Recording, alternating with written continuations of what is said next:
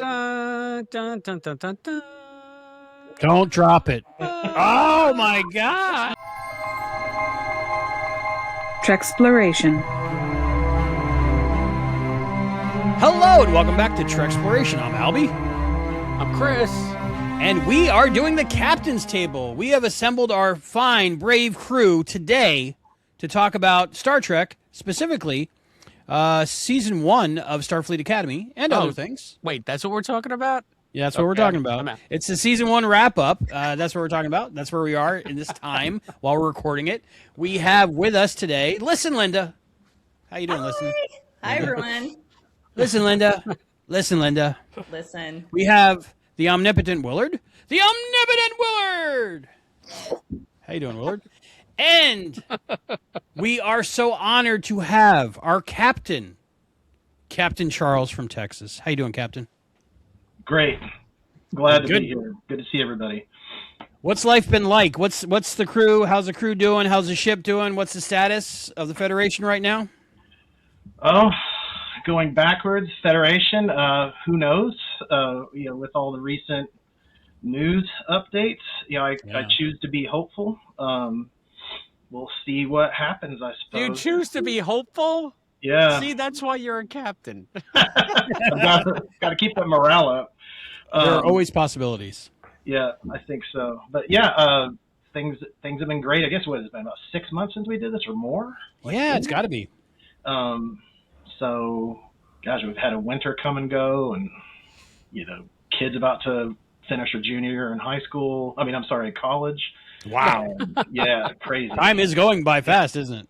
Yeah. But yeah, it was. It's been good. I guess since the last time we spoke, all we've had is Academy, correct? Is it Strange I think World? so. And a lot of scouts. Yeah. That I have not. I think I'm almost caught up on scouts. That's the only homework I haven't done, but I did a lot of Academy homework, so I've got notes. Good. Wow. I just took a bunch of Starfleet Academy quizzes, so it's fresh in my mind. It feels like Academy was homework to a lot of the viewers based on their reaction. Not for me, but I loved it. Yeah, I loved it. It has its factors, that's for sure. Generally, I think this household enjoyed themselves. I don't know if you want to get into general comments on that yet, or if we're still kind of in just the kickoff phase. And just the kickoff. I want to see how Listen Linda's doing. How's your life been, Listen Linda? Listen, Linda. My life has been great. Good. I've decided that I'm going to be retiring this year, so I'll have more time. Congratulations. More time to watch Treksploration, right? That's right. Yeah. I wish I had been able to retire at 32. That's awesome. That's awesome. You will one day, Chris. That's great, Linda. Good for you. Yeah, congratulations. What are you going to do awesome. to fill up your time? You going to start a podcast? I might. Don't just start a podcast. You're going to get more listeners than us. Yeah, it's right in your name. Yeah, listen, Linda. People will listen to you. That's awesome. Willard, the omnipotent Willard. What's it like knowing everything, being everywhere all at once? Oh, I wish I did. But I can pretend.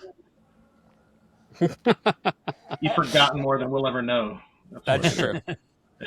All right, Captain Charles, could you please lead us off with thoughts on Starfleet Academy Season 1?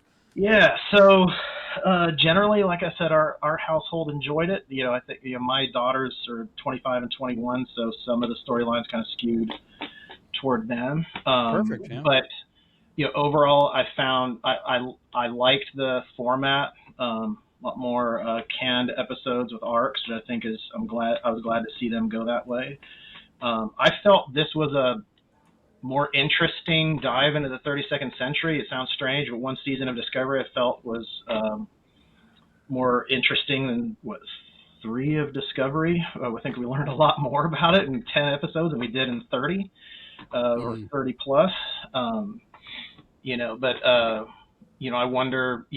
I'll wait till the end when we talk about what's next. But yeah, I think it was good to see just hints at what had come before. I think we got a lot more of that in great ways.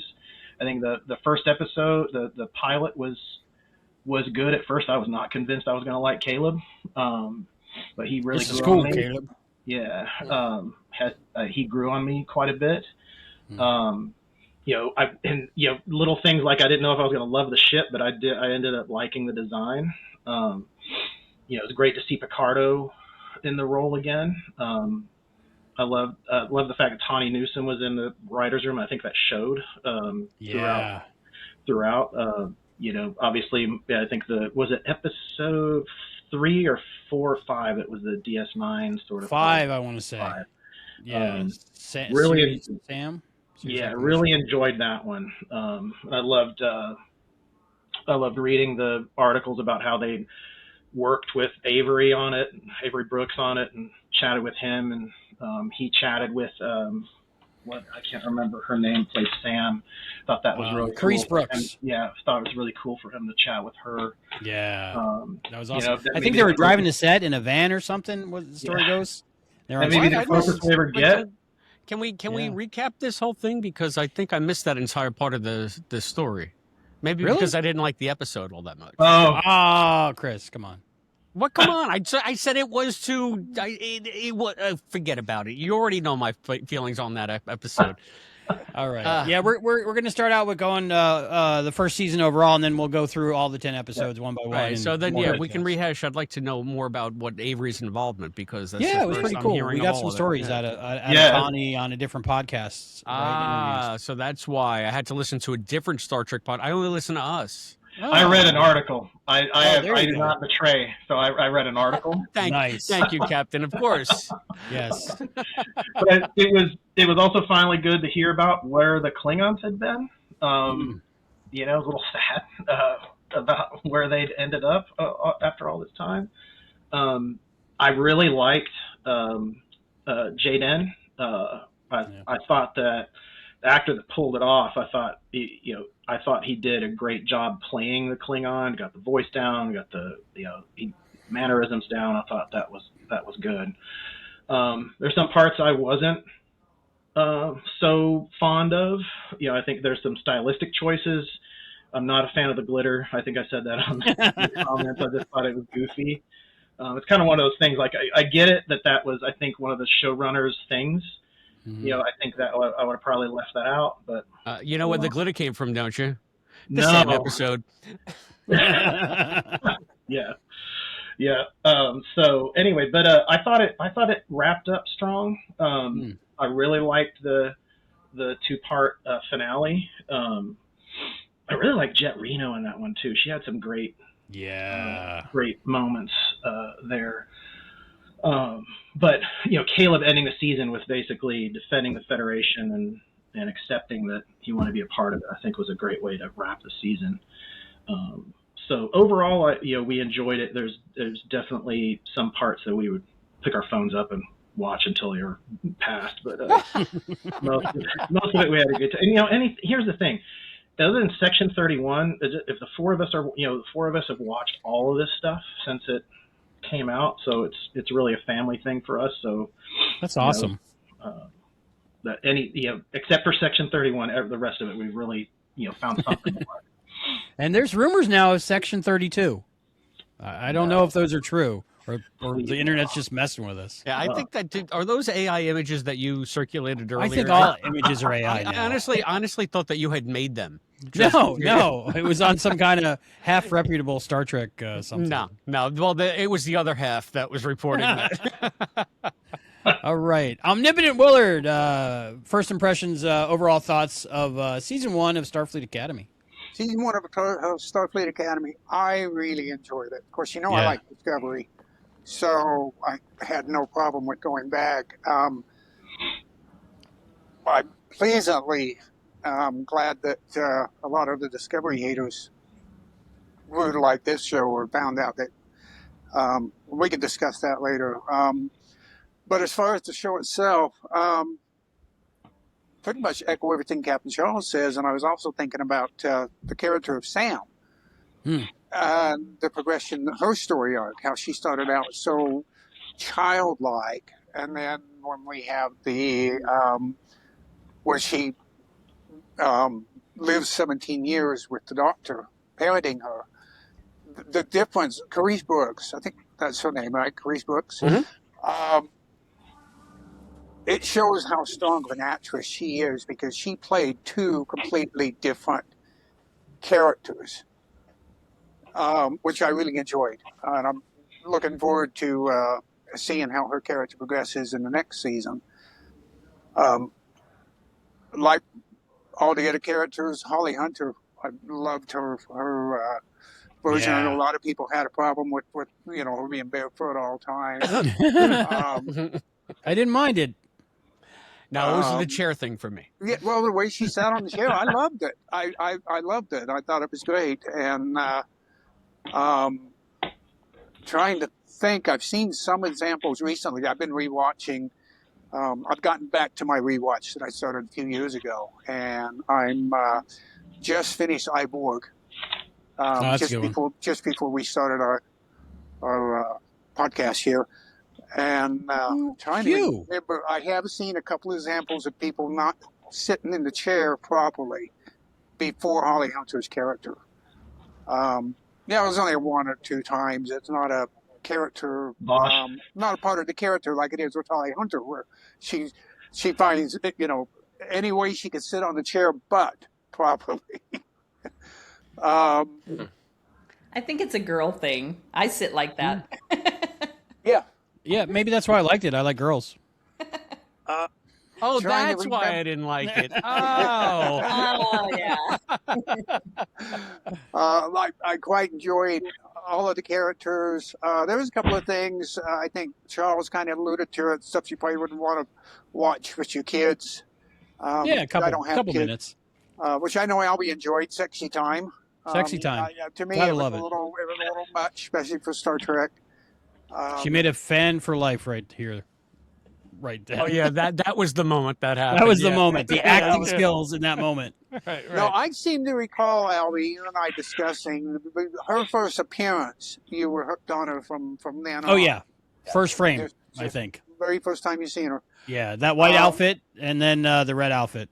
Yeah. I was hooked. And the jury's still out for me is how good of an actress she is. I liked so the good. character. I liked how she played the character, but this season hasn't really. Well, I guess that's debatable because we had the whole storyline with her abilities, her empathic abilities. I don't know that she brought as much to it as I would like to have seen. I don't know if that's the actress' fault, the director's fault. I would have liked to have seen a little bit more. I got to admit. I don't know if it's the writing, the directing, the acting, all of the above. I don't know if Albie and Willard are talking about the same thing. No, we're not. We're not. It took me a minute to realize it. We're not. All right. Linda. I enjoyed Caleb. I enjoyed all the characters. The characters are great. Linda, what was your first impression, thoughts of season 1 as a whole of Starfleet Academy? I had kind of mixed feelings about it. Okay. We had definitely had a mixed household. I was watching it just because I'll watch all of them, and I think about a couple of episodes in, my husband was like, I'd start to put it on, and he'd go upstairs. No. He was not having any of it. That's not good. I started watching it on my own. So, but I there were episodes that I liked and episodes I didn't really like. And there were characters I liked and characters that I didn't really like. And I mean, again, like you're saying, all Star Trek is good Star Trek. It's good to forward the story. I did like that there was the school aspect of it. That was my favorite part. I mean, being a teacher, it just kind of hit my heart. There were a lot of episodes where it's like, yeah, I've done that, or I've been there, and I just, that's just kind of the way it hit me, was the characters and not the storyline so much. A lot of it was kind of forgettable, but I just kind of went through it. The feeling, I really liked the feeling of it. Yeah, the feeling. Yeah. Yeah, the first season stories are usually with Star Trek are kind of just like trying things out, feeling things out, getting to know the characters, stuff like that. Why don't we go through the 10? We got 10 to go through. It's Kids These Days, the pilot, which wasn't filmed first. The first episode filmed was beta test. Oh, really?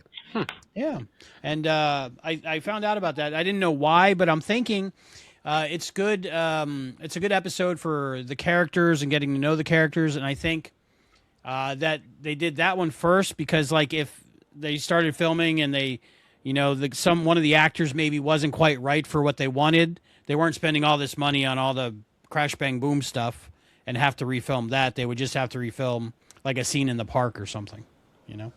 There were a Kids lot These of Days. actors in that episode. There was a lot There of were, yeah. characters. A lot of background I think actors, a lot of probably Beta Zeds. Yeah. One of our viewers was in there. Oh, that's right. Yeah, so cool. Kids These Days, Captain Charles. Yeah, like I said, I felt it was a relatively good start. I wasn't quite sure what to make of Jacob, like I said at first. Sorry, Caleb. Sorry, I don't know where I got Jacob from. Anyway, it was. I felt that they did a good job setting up the backstory there. I really enjoyed Paul Giamatti in the role. Right. A little silly a couple of times, but you could tell he just freaking enjoyed that role. And I liked he was creepier as it went on. He was a little bit of a clown at first. I felt, but yeah, I thought it was I thought it was a decent start for everyone. I think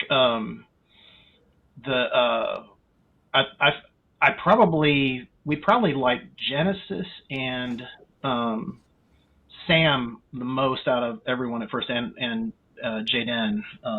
But toward the end, it felt like a good Trek episode, and it started, I think, stronger than some premieres have, throughout the history. It was. I also liked the concept that they didn't really I didn't feel they made super clear in 3 seasons of Discovery how much of a Wild West situation Federation space was in some areas. That's one, where they were having to go assess and not reclaim territory, but get folks to rejoin. I feel that's one thing that I have a theory we're never going to see the 32nd century again, but that's one thing that I was hoping to see is interesting stories about former members not coming back, and staying that way. I think there were some interesting story opportunities there that I was looking forward to. But anyway, I thought it was a good start. Very cool. Yeah, I'm very excited that we still get 10 more episodes in this time in this universe. Oh, it's supposed to be a cliffhanger at the end, though. Yeah, Anyway. that hopefully they do something. Chris, you were going to say fix something. that. Fix it in post. Yeah, I kind of lost my train of thought, but I got a lot of problems with you people. yeah. Let's let Linda go or Willard go, and then right. it'll come back to me. I'm sorry. Perfect. I'm a little distracted if you can't tell. Yeah. No problem. I did put on my hair and makeup tonight, so I understand. Willard, episode 1. What you got for us? Kids These Days. Episode 1. I have a feeling I'm going to be saying this a lot tonight. I echo what Captain Charles says. I haven't watched it since it aired originally, and I've only watched it once, so my memory is going to be hazy. But Me too. I did like the fact that, it being Starfleet Academy, it didn't jump right into the Academy. It started out, and gave us a little bit of backstory with Caleb Muir, needed backstory for the story arc for the season.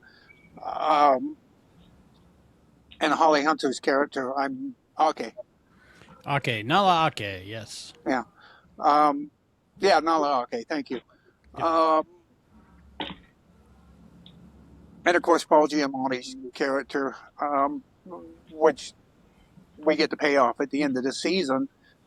But I like the fact that we went back and started there, and then we had the crisis that happened on their way to Earth. So they didn't jump us right into Earth. I did like the whole big homecoming. I know a lot of people didn't like the song that was playing. I enjoyed it myself because Yeah, I liked it. I liked the I'm just music a all sucker season. for that. But I did quite enjoy the first episode. I lost my train of thought. Mhm. The introduction to the kids, like I said, Sam, I think is my favorite character, and her introduction there in the first episode was well done. Of course, seeing the Doctor again. I quite enjoyed him having his line about medical tricorder, echoing You and me Voyager, both. I popped. which I have read online was actually Robert Picardo's idea. Oh, awesome. To put that in there. An interview with him where he had said that was his. Well, what he had said is that there's something in the pilot episode that he contributed to. We would know what it was when we seen it. So I'm assuming that was it. Yeah, I would say, yeah. Beyond that, I don't think I have much more to say about the first episode. Except All right, no problem. We got 9 more to go, so. Listen, Linda, what do you think of the pilot when you sat down and watched this? Did you enjoy it? I thought it was a good setup. It set up for the rest of the season. We got to know who the characters were. We got to know a lot of their motivations. Okay, so one thing I do remember. Do you remember in the teaser that Paul Giamatti was whistling the Star Trek? Yeah. Okay, I kept waiting for that all season. And it never happened. And I was even looking, I'm going, okay, what scene was it where they just stuck that in? And I couldn't even remember where that was, where he was walking. Fourth wall break in the teaser.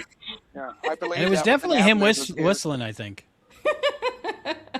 I wondered if that actually happened. I don't know. I don't know if they took it out because of the fan backlash of it, or it was just to make the teaser, punch up the teaser a little bit. My understanding is he ad-libbed it, and they just added it in the trailer, in the teaser, but it was never a part of Very the. Cool. Yeah. Yeah, people were mad about that. They were mad about the trash can. People get mad over the silliest things.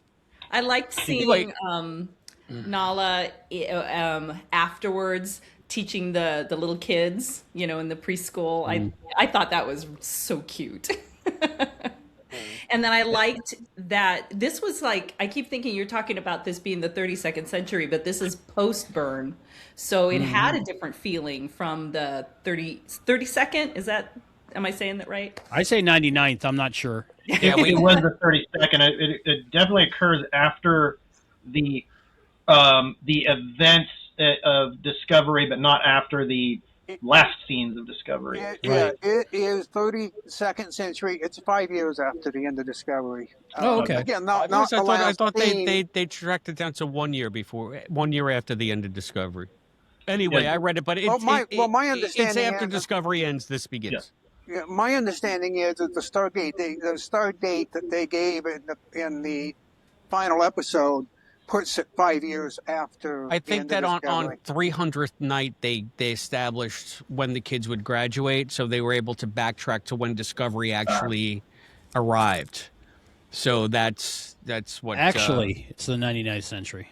So it's like, and here's the thing: it's not going to make a difference because, like Captain Charles said, we're never going back to the 32nd century after this. We get 10 more episodes. We get 10 more episodes. And I'm sure we'll talk about the future at some point in our conversation. But I do hope we do go back. But I'll save my thoughts for that segment. Well, you get to a point where the future is the only where you can go because, I mean, we're almost at first contact day within our lifetimes. Yeah. 30-something years, right? But there is a lot of gaps in the timeline. I mean, they can do anything in the Lost Year era, which... What was it, the Romulan War they were going to do with Enterprise, but then they didn't get to do it? And towards the end of the Enterprise time period. And then, but even that 7 years or whatever it is between Enterprise and the original series... And then you've got the period of time between the original series and Next Generation, which we only have Section 31 in that time period. And then you've got all of the 25th century and on up to the 32nd. So there's a lot of gaps that they can fill. I like 23rd and 24th. Those are my favorite. But I think beta it's beta time to get test. out of those 2 centuries, personally. But did Chris remember his train of thought? Oh Yeah, yeah. I was just going to say, when you were talking about your favorite characters, I have to agree with Charles and with Willard and Linda, everybody saying that this was very enjoyable and surprisingly enjoyable series premiere for Star Trek. I think it stands up as one of the stronger series premieres of the entire franchise. So you can't take that away from it. It was very engaging. It's funny because I feel like this happens every time I watch a Star Trek show that's new, especially with Disco. I enjoy it in the moment, and then the further away I get from it, the more I feel like I distance myself from it. Or I don't want to say sour on it, but my enthusiasm has waned because I'm not in that moment, and I start to think about stuff like, well, did it have to be that way? Did that, like the fact that they would have Paul Giamatti possibly whistle the Star Trek theme in a Star Trek show? It's just like what is going on here? It's just like it's an Ouroboros. It's too much. Let's just do a show. Let's just do a Star Trek show. But for all that, no, everybody's right. I think all the characters are enjoyable. Especially Genesis was my favorite in the pilot. You know what it reminded me of, Chris? It goes back to an old QLP podcast. You know, I had Allison on, and I think it was fairly clear she wasn't a huge fan of the reboot, but she said something interesting that resonated with me in this. One time,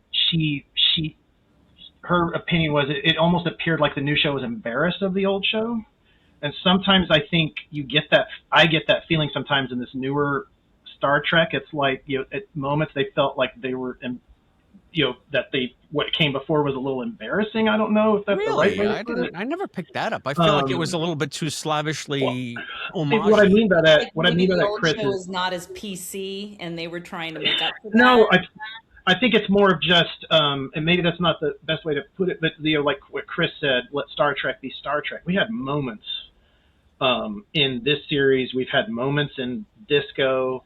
But here's an example. I love me a great Prime Directive episode. We didn't get one of those on Disco till season 5, the one with the water race or whatever. Where they had to go up to the top of the thing. Oh, what a dumb episode that was. Yeah, but there were moments like see, I nerd out like on the debate episode, which we can get to. I nerd out on the legalese stuff, like according to Starfleet Code section blah blah blah. I love that stuff, and so I was eating that up, and that reminded me about of previous iterations. But then we get back to the running and shooting and sort of things that don't feel Trekkish. So I see what you. That's a long way of saying I definitely see what you mean, Chris, with some distance. The thing the way I look at it is, how likely are you to go rewatch these episodes? I couldn't tell you right now. The rewatchability too. Yeah. I think there's a couple of Strange New Worlds episodes I've rewatched, which tells I really like it. But I don't think there's many Disco episodes, and then this one is probably going to fade too. Where I'm like, I've seen it, it's okay. I've also watched all of them 4 times. So it doesn't mean we didn't enjoy it in the moment. It doesn't mean that it was terrible. It just doesn't stick. Does that take away from the enjoyment at the time? It's like going on a roller coaster. When you think back, I guess it was fun. But when you're on the roller coaster, you're watching enjoying it. Yeah. Right. And I'm glad it exists versus doesn't. I think it's better that it exists than not at all. But I'm not going to go back and watch Kids These Days again, probably. I'll probably watch one of these episodes again. I'm sure. All right, let's talk about Beta Test, where we meet Tarima. Yeah, we loved it. You want me to Sure. take off there? So again, that one I really like the diplomacy and sort of the legal debates. I liked the live sort of sign language interpretation that was going on. And it was interesting because we were sitting in the room. Like I guess that he's kind of like Geordi, where there's something up with his audio, audio nerve system or whatever, where they can't sticks him. We find out later they had a pretty darn good reason why. I love that. I thought that was a cool way to explain why. But it was interesting seeing the debates there. I think Tarima's introduction was interesting. I never understood why she didn't have the super dark Betazoid eyes, but I'm okay, whatever. But she's from the northern continent. Yeah, that's right. Yeah, the whole anyway. Yeah. But I like an occasional episode where they sit at home and debate. So that wasn't bad. It got a little annoying that Kayla was going to try to run away. I thought that was okay. I love seeing the whales. That's I think where you get the Tawny Newsome, the people in the room that are deep, have deep Trek knowledge. Just stick that in there, and it felt organic. I liked it. But yeah. Let's see. Did I have any other notes? Did anybody figure out why everybody was mad at them for going to look at the whales? I still haven't figured that out. No one. I didn't remember that. Now I do. I'd have to go back and watch the episode again. Mm-hmm. They're like, "How dare you two look at whales?" And they're like, "We're sorry." What I got from it Chris, you're was muted. they weren't mad at them for looking at whales. They were mad at them for being in the position they were about to be in. They were getting a little too cozy. That it was her dad that got upset. That's how I saw it. They couldn't fit a ruler between their energy. That was the stupidest turn of an otherwise good episode, because she turns around and gets mad at him for wanting to look at the star charts, which she just offered him. So it's just like, huh? Yes, because Dad walked in. But that's real life too. I took that as she was mad because she didn't feel he was being completely open, which he wasn't. And he had his reasons for it, but he was keeping that closed in, and she got upset with him for not being. Yeah, same. The Star Trek guards cut Willard off right there for a reason. He had to shift back to energy form for a second. All right, let's move on. I won't speak against Chris anymore. I can't help these psycho mind powers. At least nobody's head exploded yet. Yes, but we are considered warned. Yes. No, Chris, I've dated women like that where they just get mad at you and you don't know why, and you never know why. Oh, Albie, I could probably tell you why they got. You never know why. Everybody else is readily apparent. That's probably true. How about Linda? Linda, what did you think of beta tests? I liked the episode. I liked a lot of the history and just all of the stuff going on. I don't remember a whole lot about it. I remember liking it. It's that's interesting, right? Yeah. For whatever reason, they decide to have the Beta Zeds, and I liked the whole twist that they did. Putting the head of Starfleet,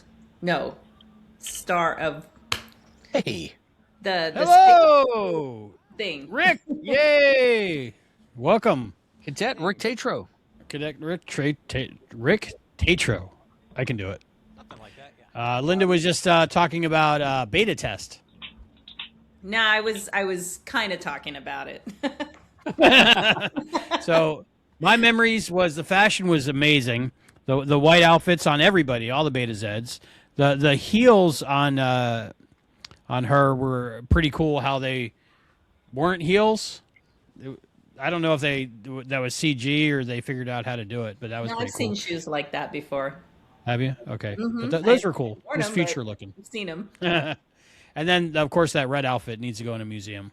What did you think of catch up, Rick? We're just doing quick impressions of the first two episodes. So Kids These Days and Beta Test. I think it managed to avoid a lot of the pitfalls that a lot of pilot episodes do. The introductions weren't too ham-fisted, and we got to know the characters pretty quickly. I liked the characters. I said I don't know if on our show I talked about how I had to make a concerted effort to rewire my interpretation of the show for the fact that I'm 61 years old and not the target audience for this show. So rather than spending the whole season griping about those goddamn kids, I was able to appreciate it for what it was, and I think they did a great job with it. I was one of the people who was like, that's not what Betazoids are supposed to be like, and no, why are their eyes the wrong color, and where's their and I would like to go back and kind of smack myself upside the head for that one, but because I always give people crap, those aren't Klingons. Oh, shut up. But I'm bitching about not having dark contacts in. So those are Betazoids? Yeah. Vetus reflux. Is that the one with the plants? Yeah, that's the Prank prank episode, yeah. Yeah, that's where the show started to lose me a little bit. That's where laser tag, right? I was like, uh-oh. Yeah, it was what have we gotten into here? Possibly the least favorite. Well, I gotta say, as someone who's gone through getting pranked and trying to pull pranks, in my case, I tried to pull a prank and they found out and turned it on me. But as someone who went through that in college, I quite enjoyed the episode. I found it fun, and it definitely was the episode that was maybe the most representative of like young adult youth school. But I think you need that in a show about school. You're gonna want that audience to get excited about silly, meaningless games. All right, we have two educators on the panel right now.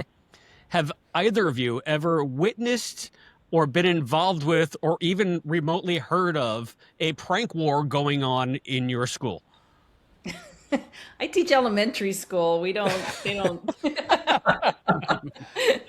Although I do avoid trying to teach on April Fool's Day. I'm so glad we had spring break during April Fool's Day. It just And well, first of all, I teach theater, so we're the weird kids anyway, and my school is very different from most schools, so I have not, I've heard of stuff like that, like at U of F, they're always messing with this one statue that they're always putting like traffic cones and stuff on it and things, but I've never been involved. I've never been in a position to be involved in anything like what was in this episode. Well, yeah, you talk about the statue. My brother went to the Naval Academy, and I remember that they would always paint the Tecumseh statue, and I bet that was like a tradition. It was something that they would always do. Yeah, that's not like a prank war. That's just like but they did have things that they would do with the other academy. So now, I'm just curious because to me that smacks so much of like, hey, we're going to do like a college episode and kind of like an Animal House thing or whatever, and it just like it strained my goodwill when I watched that one because it was just so like ridiculous. And we haven't the captain in college. No, do I look like I was in a fraternity in college? I've seen Revenge of the Nerds. You could have done it. Yeah, there was no Lambda on our campus, so I didn't stand the chance. That's the only reason I wanted to go to college. So I did see a little bit of that sometimes. We would do a couple of pranks. They weren't to that extreme. I mean, we didn't have the Vetus refluxes, but... Yeah, not well. Yeah, if you had, it would have been a whole different story. Yeah, on that maybe. Well, there was the time we froze all the hallways, so guys were sledding down it, and then we put Kent's car in his room. But oh wait, no, that was. What is it?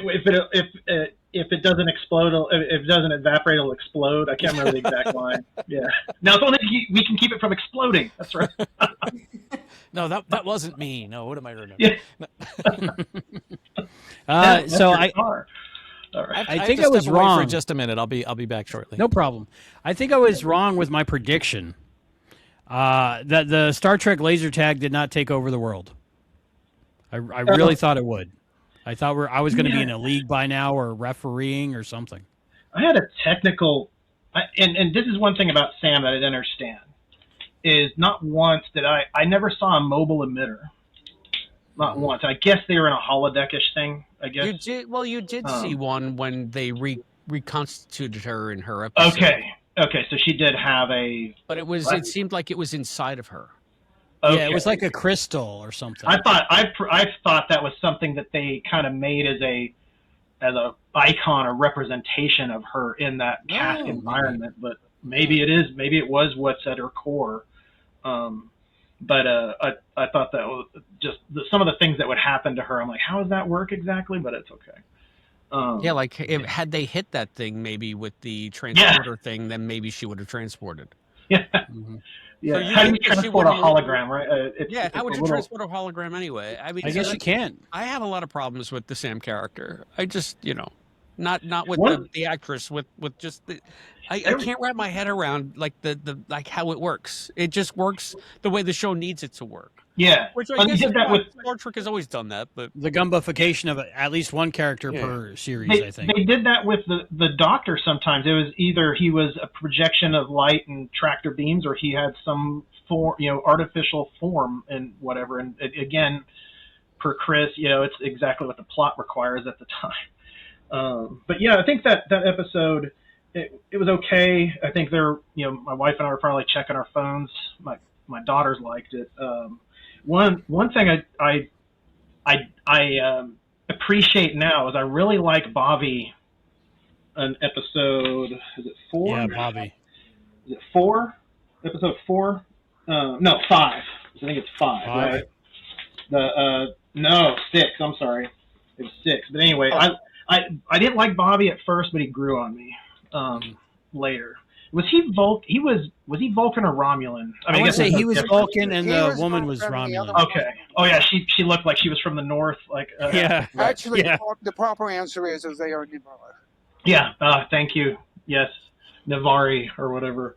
So yeah, I think this was this is probably the weakest of the bunch. I think for me. Yeah, for me as well, I think. This is But an episode I would still go back enjoyed and it. rewatch. say again, Linda. This is an episode I would go back and rewatch. Oh, really? The prank episode. Well, yeah. I mean, if you know the episode, you're saying, "Oh, that's the prank episode." You would, it's something that you remember. That was something I do remember of that. I think you just got to think from Ugatos. That's what I think.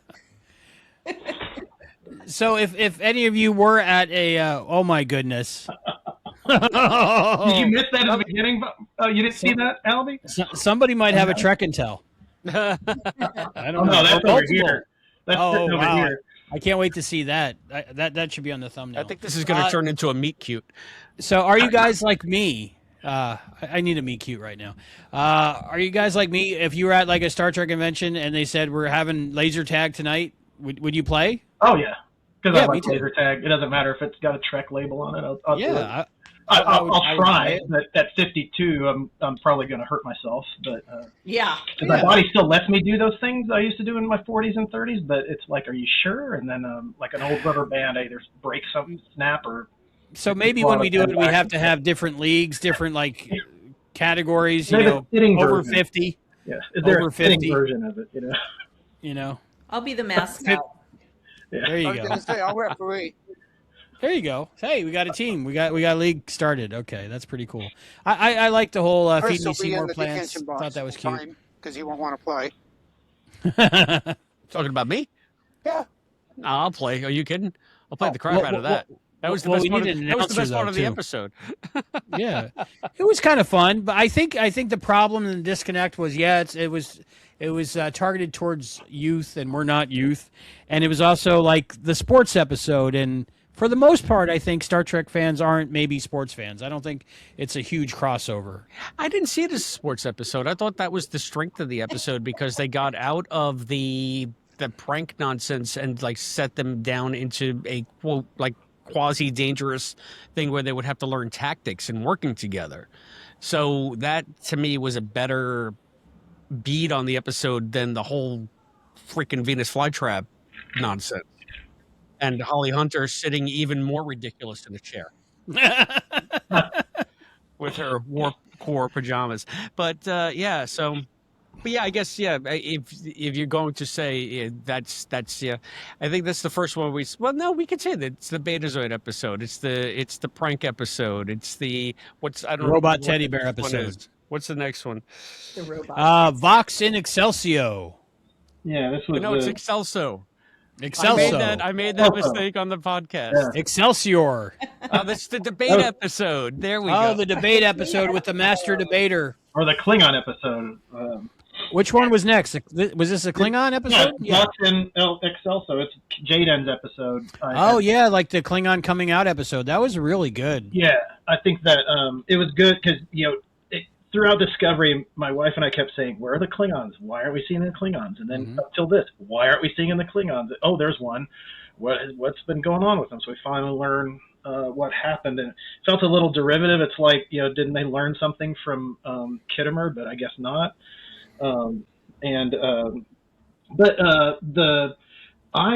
I liked this episode. I liked the debate aspects. I did read though that Robert Picardo's citing of Judge Satie's speech was wrong. That I've read that it wasn't an exact quote from the episode. So either the doctor got it wrong or Picard got it wrong when he was citing it in the trial. But there's a little technicality. I did go back and check on that because I thought so too. He quoted Picard correctly, but if Picard was wrong, yeah, that's right. I don't want to say Picard was wrong, but I wouldn't want to believe that a hologram could get it wrong, but that's okay.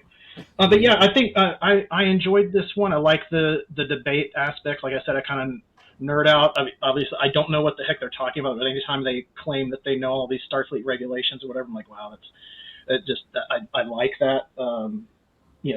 Sort of technical. It's as close as we get to technobabble, I think.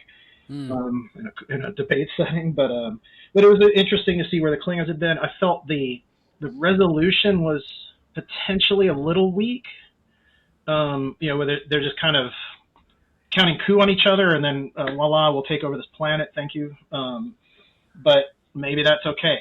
Maybe the Federation demonstrated that they do understand their former allies and they're able to reclaim a home world. So I liked that one. I thought it was interesting that they, the direction they took with Jaden and his pacifism, that kind of made him an outsider. I thought that was going to be sort of I guess a vehicle to tell stories through which, but it didn't end up being that way. But again, I can't remember in previous Klingon-ish episodes, was it that much of a stigma to not be a warrior? I can't, you got to have doctors, you got to have scientists, so and farmers. I'm not sure if that's just a house thing or what. Farmers, yeah. Farmers, yeah. I was thinking about this. Remind me, because I haven't watched Deep Space Nine in a while. Alexander's return, was he not a warrior? No, he tried to be. He was. I think the last time we saw him, he found a place on the ship as like the outsider, the weirdo. Do you mean Alexander from the future? No. Future Alexander, was that in the next gen episode? Alexander. This skinny teenage Alexander. Well, again, it's been a while. He ended up on Martok's ship, I guess. I remember that Alexander. Of course. Was he from the future? He was from the future. No, the guy that played General or Admiral Jarrock played James Sloyan. The future Alexander, but in this DS9 episode, Alexander had grown to at least a teenage age. Yeah, when we see, but I think the last time we saw him, my memories was he didn't want to be a warrior. So that was that's his most famous line. But I don't want to be a warrior. Yeah, but in this one, I think DS9 is the last time we saw him was that episode. I think we never saw Alexander again. And I can't remember, was it Martok ship he joined, or was it some random Klingon ship? I don't recall. I just know that Worf was, even when he was a warrior, he didn't want nothing to do with him. He was even more ashamed that he was a warrior than when he wasn't. Bad father. I'm glad I didn't learn anything from him. A warrior than a bad warrior, I guess. And I will bring up, I know you guys are not fans of a lot of the new Trek stuff, Picard especially, but last time we saw Worf, he was a pacifist. Mm-hmm. Yeah, but he was also 1,000. So that might have something to do with it.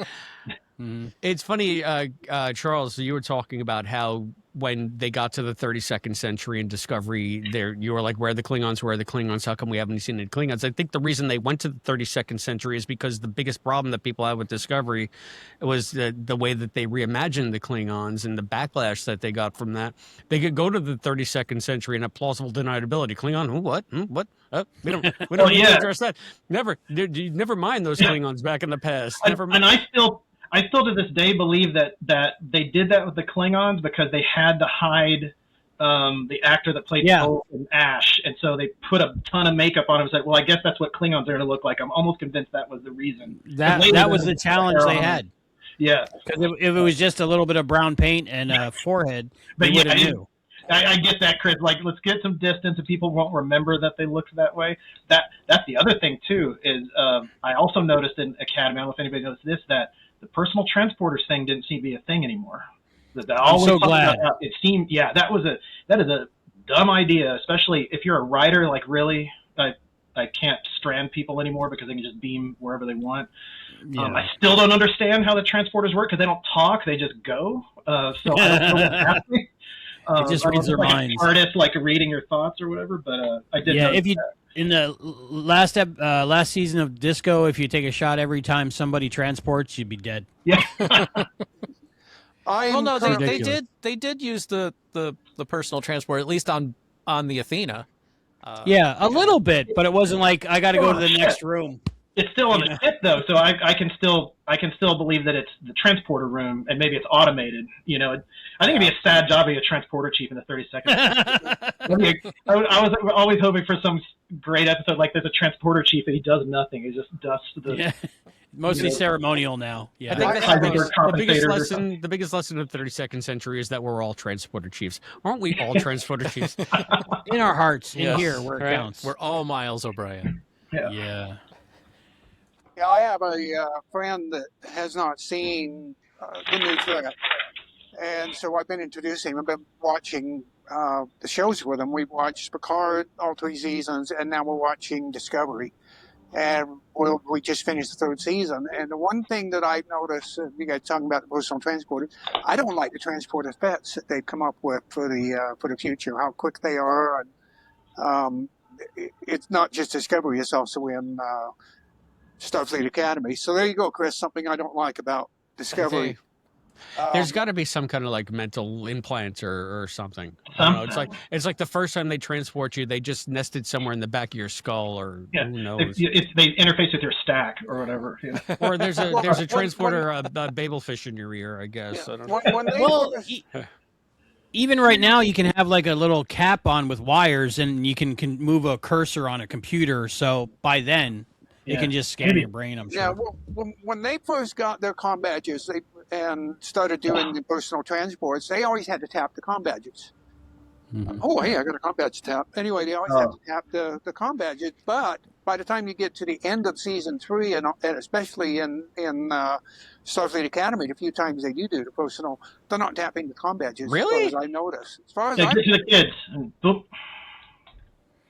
You know? Yeah. Well, that's because they get 2 comm badges and they have to swallow one of them, so it's like connected. Oh God, my least favorite thing in the pilot. So unnecessary. All right, now it's time for Chris's favorite episode, series acclamation mill. Yeah. Comments? Want to jump in, or what? How about Miss and Linda this time? Yeah, listen, Linda. What do you think? You have to remember that I never watched Deep Space Nine. So you poor dear. I know. I had just a working knowledge of a little bit. I mean, I knew who Cisco was, but I didn't know what this is. That old story. Wow. Yeah. So if you think about their target audience, they probably haven't seen Deep Space Nine either. So, I thought it was kind of interesting, but it wasn't my favorite episode. It reminded me of Ms. Marvel, the first episode of Ms. Marvel, whenever she's like doing the drawings and stuff. But yeah, so for you not having seen DS9, listen, Linda, it was it was just about Sam then, really, and that part didn't really resonate. Yeah, I mean, yeah. I didn't see why was she so, well, I guess I did see story-wise why she was so infatuated with Cisco. I just, it was interesting. It was kind of it was more about her. It was her self-discovery. That she was finding somebody that she could look up to, because she couldn't look up to the doctor because he wouldn't let her. Yeah. Yeah. Yeah, it was interesting when you talk about it, because there are some aspects of Sam I like. I like Sam post reset more than previous Sam. When I think back at this episode, I liked it in spite of her character, I guess, because I'm such a DS9 nut. Any nugget is gold. I found myself pausing the episode on that wall of strangeness, looking at, oh, there's the Guardian, and oh, there's Q, and the Preservers, and, I'm sure there was a lot more out there. And then Cirque Lofton showing up. I mean, Wow. I definitely got something in my eye on that part. I got emotional. Very emotional. I liked seeing him again. I agree with that. So that was the actor that played his son. Jake, Yes, Cirque Lofton. Yeah, it was good. It was good to see him again. Quite frankly, if this is all we're ever gonna get, I'll take it. I guess I'm giving up hope that we'll ever see a revisit. In the 25th century or 25th. Yeah.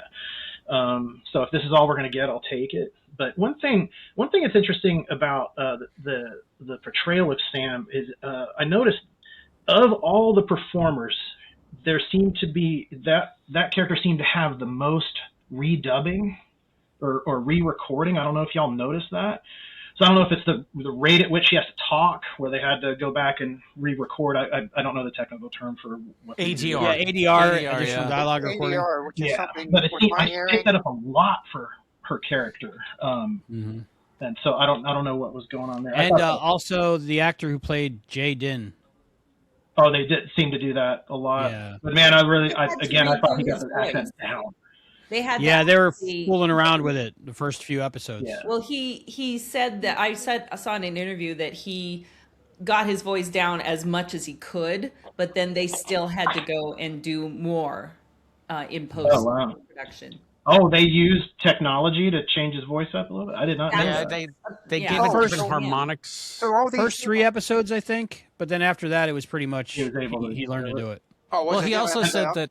Oh, sorry. Because I know it's one of the biggest complainers people have about the Jaden character is that the actor is blowing his voice out to make it so deep. It was making me crazy. It was hurting my throat listening to him talk. Yeah, well, and I'm watching doing my rewatch. I'm in Next Generation right now, and Worf's voice has gotten deeper as the season went on. Michael Dorn's voice was not that deep in season 1. Well, that's something that Kieran, Dorn? another guy, the actor that plays Jaden, it's Kareem. Oh. Kareem, thank you.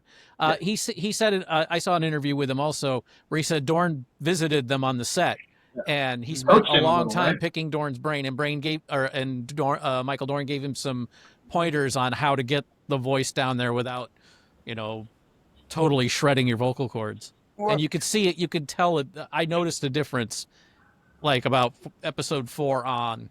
Yeah. It wasn't quite so. Yeah. He Well, had somewhere to go with his inflections. Yeah. One problem I have about him deepening his voice is not all Klingons have deep voices. Yeah, Worf I does. agree with you. Worf Willard. is really the only Klingon I can think of that has a noticeably deep voice. The rest of them are not that deep. Gowron? Gowron was not. Even his wasn't that deep. I watched Gowron. I'm not saying he Yeah. wasn't. Christopher This we do Plummer. not forgive. Oh, Even the other Klingons in the Klingon episode didn't have particularly deep voices. no, this big yell. Yeah, and then Gowron does have a deeper voice. It's just I don't feel that it's as deep as Worf's. And so I'm not sure why Jaden's was that deep. Kareem, if you don't follow him on Instagram, I recommend it. He's got so many cool behind the scenes things. Something that does bother me about the more recent Treks, because we always hear about the writers' room is full of fans. That most of the writers are Star Trek fans. but from what I've seen, with maybe the exception of Tawny, they're fans, but it seems like all they know about Trek are the tropes. You know, you get like, Kirk was a womanizer, and all the Klingons were like Worf, and dilithium crystals are fuel, and just all this kind of like, they sort of know what they're talking about. The They think they Wikipedia know what they're talking level. about. Yeah, I get that. I definitely agree, Rick, and I've definitely got some thoughts as far as the future that go into that a little bit. And I think that hurt them. I think that it could be that they're fans, and you ask them what the first thing they saw was, and it was the 2009 Abrams movie, which I enjoyed. But if all because let's see, that was 2009. Yeah. And so, what age were you? If you're a 25-year-old in that writer's room, what age were you? Yeah. Yeah. So Exactly. I know. Well- I know Tawny was and I haven't talked about the episode yet, so I'm gonna butt in here and kind of. I know Tawny was a fan of Deep Space Nine, so that's the reason why we got our Deep Space Nine episode. Yeah. I do want to say I enjoyed the episode. It's for the callbacks, for Civic Lofton being back, and the emotion. But I enjoy it more now, knowing a lot of the behind the scenes stories about it, knowing that it would not have gotten made without Avery's permission. They did want Avery to come back and play Ben Sisko. But he's retired and he stayed by that. But they communicated with him all the way through the writing of the script, all the way through formulating that story. So his blessing is 100% on that story. That's why we got to thank you for him at the end of the episode, because he didn't just say, "Yeah, go ahead and do what you want." They passed everything to him. Captain Charles, you mentioned earlier that. He talked to Carice. He FaceTimed with her. So I thought it was pretty awesome. It goes, and I know, Chris, I know you've had some issues with how they didn't wrap up the end of Deep Space Nine. No, they wrapped it up definitively. Bennett deserted everybody he loved. Okay, but that's what I'm saying, though. You didn't like that. Yeah. Knowing that Avery was behind a lot of the ideas for this, or not the ideas, but he gave his blessing for this episode, makes me feel better with how. I mean, that's all well and good, but the episode didn't need Avery's blessing. I mean, it's a character, and for the respect of Avery and all that, I think that's fantastic. But they did a huge disrespect and disservice to the character of Ben Sisko. He does show up. Avery's blessing is irrelevant. Yeah, Sisko does show up at the end of the episode. What he's spooky man in the I clouds. can never see it. So I mean, it's obviously that they were giving us a definitive answer there. Chris, I'd like to hear more about your take on that. If you can dive a little bit more. Oh, well, I mean, I think I did in Covered our it, episode on it. Yeah, but I mean, just to reiterate, I mean, I did like the reverence. I know that it came from a place of love and deep respect for DS9 and everything that Avery brought to not only that show, but to the franchise. I just cannot buy that the last time anybody ever saw him was Cassidy, and that's it. Like, Jake never saw him again. Sirac's character, Sirac reprising that role, never said anything about, "Oh, I did see him. He did come to me." No, it's just that he was never seen again. Well, and he's still a mystery. Yeah. And people retcon it. Well, maybe he did come to him in a dream or whatever. No, I think they would have said something about that. Jake wrote a whole book about it. He's doing a lecture about it. So they have said that Benjamin Sisko never returned home. Yeah. And to me, that is unforgivable, because Ben was all about family. Ben was all about they hammered it home in this episode a million times.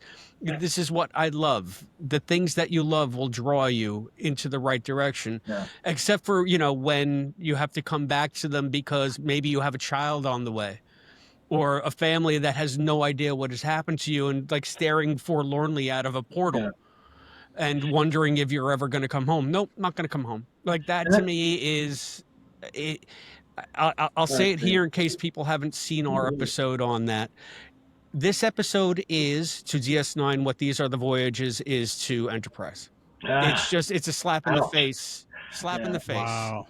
So Yeah, it's interesting, right? Too, because Jake is technically what 1/4 Yeah, wormhole prophet, right? alien So he prophet, can't jump in if he jumped in a runabout and went through the wormhole, they wouldn't talk to him. You know, that is a little odd, right? Did they establish that the prophet just disappeared? Nobody ever talked to him again. they didn't establish anything about the prophets. As far as we know, the wormhole's still there. And Yeah. John Champion brought this because John Champion was on our show when we reviewed this, and he's just like, it's a place you can go. Has Yeah. nobody ever tried to take a freaking shuttle in there? Especially someone who's part prophet, like Jake is 1/4, right? Isn't that true? I Yeah. guess. Yeah, I he's, believe he's he would be. Cisco's son, and Cisco was half, right? right? Maybe he's recessive prophet. Yeah. Well, I will say, Chris, you do have a lot of valid points. I don't know. I just emotionally, I really enjoyed the episode, and I think there's a chance in the future for them to go back and revisit at some point. Oh, Future emotionally, story, a it got future me. writer, future somebody that wants to go back and. Yeah, no, it got me emotionally in all the right places, especially when they had Avery speaking at the end. The fact that they just brought Sirach back to reprise the role of Jake had me like welling up. So they did everything sort of right. It's just, and this is As probably much as what it happened could, with right? like recent Trek. It's so self-referential, and this one goes up its own ass as much as modern Trek ever has. So it's just like, that should have annoyed me, and it didn't, because I love DS9 so much. And that's interesting, right? Just where they ended up. That's all. Chris, it's interesting what Rick was saying is that do you end up with that it's self-referential because your writer's room doesn't have the depth of knowledge to truly understand what they're referring to. I don't know if it's that or not, but. Yeah, I don't know. I mean, I got to think that there are different levels of writers in the room. I think Tawny, having cut her teeth on Lower Decks, everything is about callbacks. Everything is about gags. Everything's about, doing something that evokes something else. Yeah. So that was there in spades to me. But I'm filibustering. I'm sorry. Now, can I just jump in? Well, I'm going to Because say, we're all as talking far as writers' knowledge, I've been a fan of Star Trek since '84. I'm currently going through a rewatch, and there's a lot of stuff I don't remember. If I was going to sit down and write an episode, I'd have to do a lot of research. Writers don't necessarily have a lot of time for that, but in this day and age with internet, AI. oh, You could train. I guarantee you could train an LLM. Memory Alpha. No, And I have heard people, complainers of New Trek say, well, that's what they do. They just get on, Memory Alpha, and we're just giving us Memory Alpha version of. But Sam's little golden book of DS9. Rick, you had something to say? I just wanted to. I don't want to take up too much more time on this one episode, but just everyone's been talking about everything but Carice. And she was so amazing in this episode. I love this episode. she was. I loved her joy in this episode. I while I am a fan of Deep Space Nine, it is not my favorite series, so I was not as precious about that stuff. Although I was very shocked to find out how much I bawled my eyes out when we found out that Tawny was playing Dax. So I was like, wow, that took me by surprise. I loved Sam. I love the innocence but the earnestness that Carice brought to the character, because it could have so easily been the Neelix of this show. And I apologize if any of y'all are Neelix fans, but he just. I'm leaving. How dare you?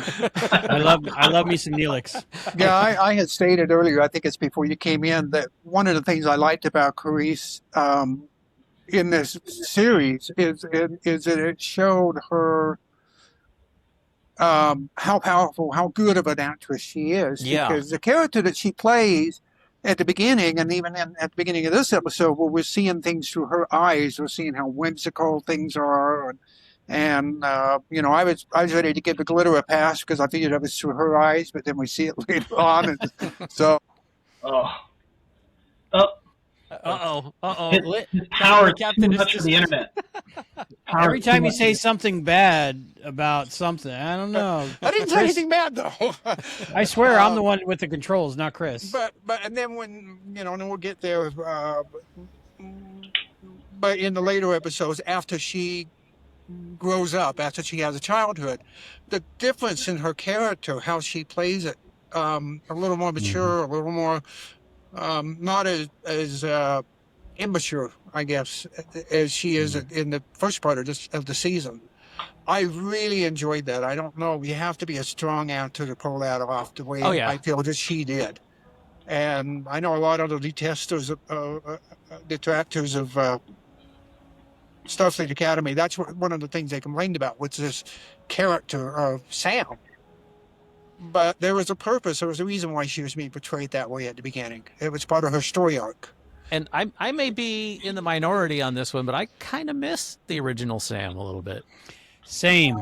I'm with you.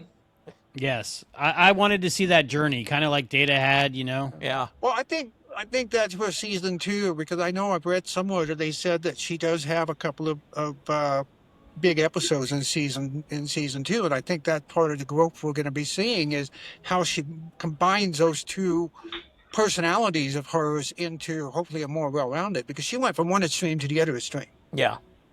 So now we need to find a way to kind of get her to mesh with her memories that she doesn't like of how she was at the beginning of the season. Interesting. Mm-hmm. That's the way I've been looking at it anyway, is you know, she still needs to combine those two parts of her personality together. Also, we've only seen new Sam for 2 episodes, I think, Yeah. so it'll be interesting to see as we go forward. Is that everything we got on Series Acclamation Mill? I could go on a lot longer, but we don't need to. Because we got to take a break because we're about at the halfway point. So we got a lot more to talk about. We got an amazing Trek Intel. I might have got a little bit of intel on that. And we got to talk about what Linda's going to do after retirement. I think it has something to do with Deep Space Nine. And we got a lot more to talk about. All the time in the world to watch it. There you go. All the time in the world. We'll be right back. Hello and welcome back to Treksploration. I'm Albie, and we are doing our captain's table with our captain, Captain Charles. We are talking about Starfleet Academy Season 1. We just talked about episodes 1 through 5, and now we're going to do the back end. We're talking about, 6 through 10? Yep. So it's getting serious now. That's how that math breaks down. Yeah. Before we get into that, I wanted to make a little announcement. I know if you're like me, you've been waiting years for Chris to start reading this book. Chris, This is just we the started cover. reading Imzadi. Yes, you can tell because the cover is just the cover. The book is actually downstairs in the living room where I left it after I was reading it this afternoon. Wow. So everybody, if you haven't read it, now's the time because we're going to be talking about it. Oh, we'll read be it when it talking first about came this out. book. Let me tell you. Book club time. It's one of my Imzadi. favorites. I think it's very well written. I enjoyed it. Same. We'll have a lot to talk about. Oh, no. They ruined Deep Space Nine in this book, didn't they? I forgot. Hopefully I can find the book. I have to find a copy. Yeah, no, I have definite thoughts. I'm not very far in. I'm just shy of 100 pages in. Okay. So, but that being said, I already have a lot to discuss. So, Yes. how are we going to do that? Are we going to do just one general show? Are we going to go by? I will leave that up to you because you were the bookman. You were the bookman. I mean, but you can't leave that up because when we reviewed 11/22/63, we did like 19 episodes on just the book before we We got to the did. That series. was 62 hours Yeah. of podcasting. Yeah. Right. So, Great 62 hours, though. I Are recommend you it. serious? The 11/22/63, an event podcast. Check it out somewhere. Wow. yeah, what we decided to do was go through the book section by section. So it took us 4 or 5 episodes just to cover the book. And I'm glad we did because the book is so far superior to that piece of series. What, are we live? Oh no! I need to go back and look at it. It's Stephen King, yeah. Yeah, and we got the actors from the TV show. Our announcer for the show was the guy who read the audiobook of 11/22/63. So, Oh wow! I and think we covered he's so since many passed Kennedy away. time travel stories. Also, it was great. And Yeah. the finale was live from Dealey Plaza. If you didn't know all this, then yeah, and they had a bunch of bonus episodes and all that. So Huh. All the things. Check that yeah, out. we went to the book depository. We did the whole thing right on site for the finale. So it was a lot of fun. Speaking I of should pop King, them up on the YouTubes. I just started the. I had read the Gunslinger and about half of the drawing of the three, and now I'm to the Wastelands.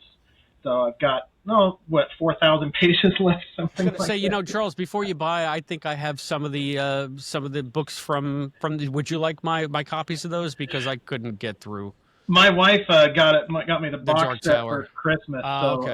Oh, wow. yeah, it's My condolences. yeah. I'm stuck in the part with I guess it goes back to Jake. It's Stephen King where he meanders a little. Yeah. I mean, it just wasn't my bag. I love Stephen King. I mean, we went on to do a Stephen King series after 11/22/63, and I just could not get through the Dark Tower stuff. I just oof. So. But, And we're back. But that's me. Rick's back. Okay, so we're talking about episode 6. Come Let's Away. Come Let's Away. Did everybody come Let's Away when they watched this episode? Come let's away with me. Come Let's Away. Come Let's Away. Let's away. Chris, I need a summary. A summary? Was that the wedding? I don't Come Let's remember Away? this episode. Come Let's Away is the no, that wasn't Come Let's Away, was it? Yeah, that was the Yeah. one with the ship when they went to the Yeah, went to the that's That's where derelict everybody ship. died. Yeah, they went to the Oh, derelict that was ship this and episode. Oh my god. yeah, That's where they and- got their trauma. They had to pick up their trauma in that Yeah. episode. What does it say about me if I think it's the best of the first 6? But I enjoyed it. I liked this one quite a bit. So you're Captain Charles, you asked that question. What would it say about you if you think it's the best of the first 6? Yes. It says that you have superlative taste. Okay. Nice. Yeah, I mean, I enjoyed this one. But again, I any Trapped on a Starship episode, I'm going to dig that. I like the fact that even the 32nd century people get stranded and have to rely on their own stuff. That's where Bobby grew on me, and I didn't think at the time, oh, they're developing him. I guess this is it. Anyway, but They dursted him. yeah, but and it was interesting seeing the and maybe you guys pointed it. I think you guys pointed it out on the podcast that was the Strange New Worlds bridge redressed, right? Yeah. The Miyazaki's bridge and the funky, weird, ET isolation tunnel thing they were going through, and Yeah. Party City. yeah. Lincoln. So those were some low points of it, but I enjoyed it. I'd like to know a little bit more about these weird Furies, which is confusing, right? Because if you read there's a book series I think about creatures called Furies. Yeah. Can't remember which one. I don't think it's the same. Found that out later. Yeah, but I don't think I it was wasn't the same aware kind of them. creature. So it was interesting to see weren't they partially human? They were partially human, or was it partially any species and then something else? I can't remember. I think they were part human. Yeah, Yeah, they were I was human. wondering. part, Is there, and part like a bat species because that's how they defeated them with the sound waves that only Nusbraka could come up with. Met. yeah, and it was. I thought for a second they were going to tie it to the aliens from the Strange New Worlds episode last season with the the weird aliens that turned out to. Oh well, I guess I don't want to. Are spoilers okay on this podcast? Yes. Anyway, Yes. the aliens that spoiler alert if you haven't watched season 2, stop listening for that. But anyway, this is their podcast. I shouldn't tell people to stop listening. But anyway, aliens on that episode that turned out to be humans. I thought, oh, maybe they're tying it to those people. Maybe this is the further de-evolution of those, but they didn't. I thought But again, I thought it was enjoyable. I thought the biggest twist of this episode was that Rosebud was Bobby's sled. That was crazy. See, that's why we get the kids watching the show, all the up-to-date references. Yeah. No, I really enjoyed this episode, Charles. I'm right with you because it made the show come back alive for me. It gave it some stakes, and especially after the Nonsense Sam episode, I was reinvested almost immediately in Starfleet Academy, so it helped me with that. As I said on our original recording, and then I'll let everybody else take over. The only thing that's wrong with the show is don't look at it too hard because the plot is just absolutely ridiculous. Just the labyrinthine scheme that Nuss has here, it never would have worked. It's just so dumb. But emotionally and action wise, I think that the episode really sticks the landing. So I think that's the problem I had with it, because it just never landed with me, because I was just very confused the whole time.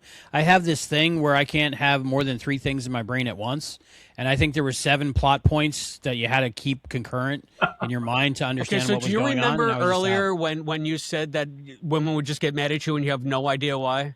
Is that part of You it? just explained why.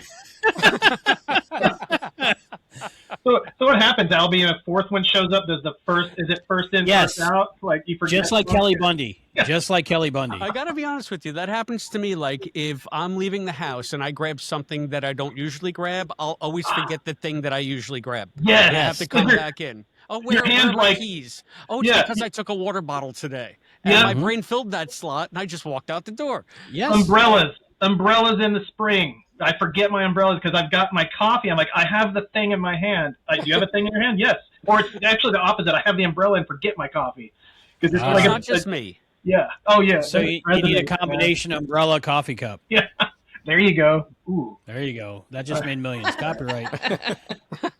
Listen, Linda, did you love this episode or hate this episode? We'll trek it out and put it on the store or whatever. There we go. That's a good idea. Give me a cent for every sale. Hey. There you go. I definitely watched this episode. So. Wow. That's some Alison Pregler level shade right there. Hey, somebody's got to be Allison. Was this the one where you had her as a guest? Was this the episode she was a guest on the podcast? Was this the episode? I'm trying to remember who was our special guest with this one. My producer says yes. Yeah. So I couldn't remember. I remember just the general story about what happened. General story? Yeah, and you guys are talking about all these details. I'm going, oh, yeah, okay, that happened. Oh, yeah. But it was a lot of action, a lot of stuff going on. So I was just kind of just watching and wondering where things were going. So I felt like I was on a murder mystery train, and 9 characters came in and gave me their whole backstory, and I couldn't keep track of it all. Rick, I don't recall what your thoughts were on this. Okay. I'm not saying I didn't like it, but this was my least favorite of the season. Just because it was kind of just a return to form of what all the other current Star Trek series have been doing. Scary aliens we've never seen before, doing something weird. They're cannibals now. Okay, bad. Red shirt gets eaten. And the whole thing was a setup for the ridiculous noose heist and making Caleb and Tarima not like each other because she saved their lives. It put an awful lot of weight, or an awful lot of what's the allegory I'm looking for here? This episode did a lot of work, and I'm not sure that it really it felt made a little bit contrived to me to get to what they needed this episode to set up. The forced sort of everyone having to be stupid in the right sequence to not catch what Rucka was doing. Yeah. And one of the things I like about Starfleet Academy, and I kind of wish I was going to save this for later, but I kind of wish they hadn't. We don't need a big villain for a college show, and that is something that I hate to. Yeah. I don't want to get on the Kurtzman bad wagon, but he has brought in, and because I've heard him say it in interviews, or Michelle Paradise said it in an interview that there has to be a big bad for every season in Discovery, and the stakes have to be huge. And I'm like, no, they don't. And the episodes of Starfleet Academy that work the best for me are the ones where they're really like the series Acclamation Mill. The stakes were who's going to puke first. Really, it was. That's an interesting. I liked that aspect of it. Does that get back into what you were saying? That I keep tying it back to what you said about supposedly having fans in the room is that they go, oh well, Khan was such a huge iconic villain. All the movies had villains, so we need villains anytime we tell a Star Trek story. Yeah. Why can't the villain be or the why can't it just be coming of age in a post-burn Federation? Why isn't that enough? Yeah. And they could have made Nuke Braka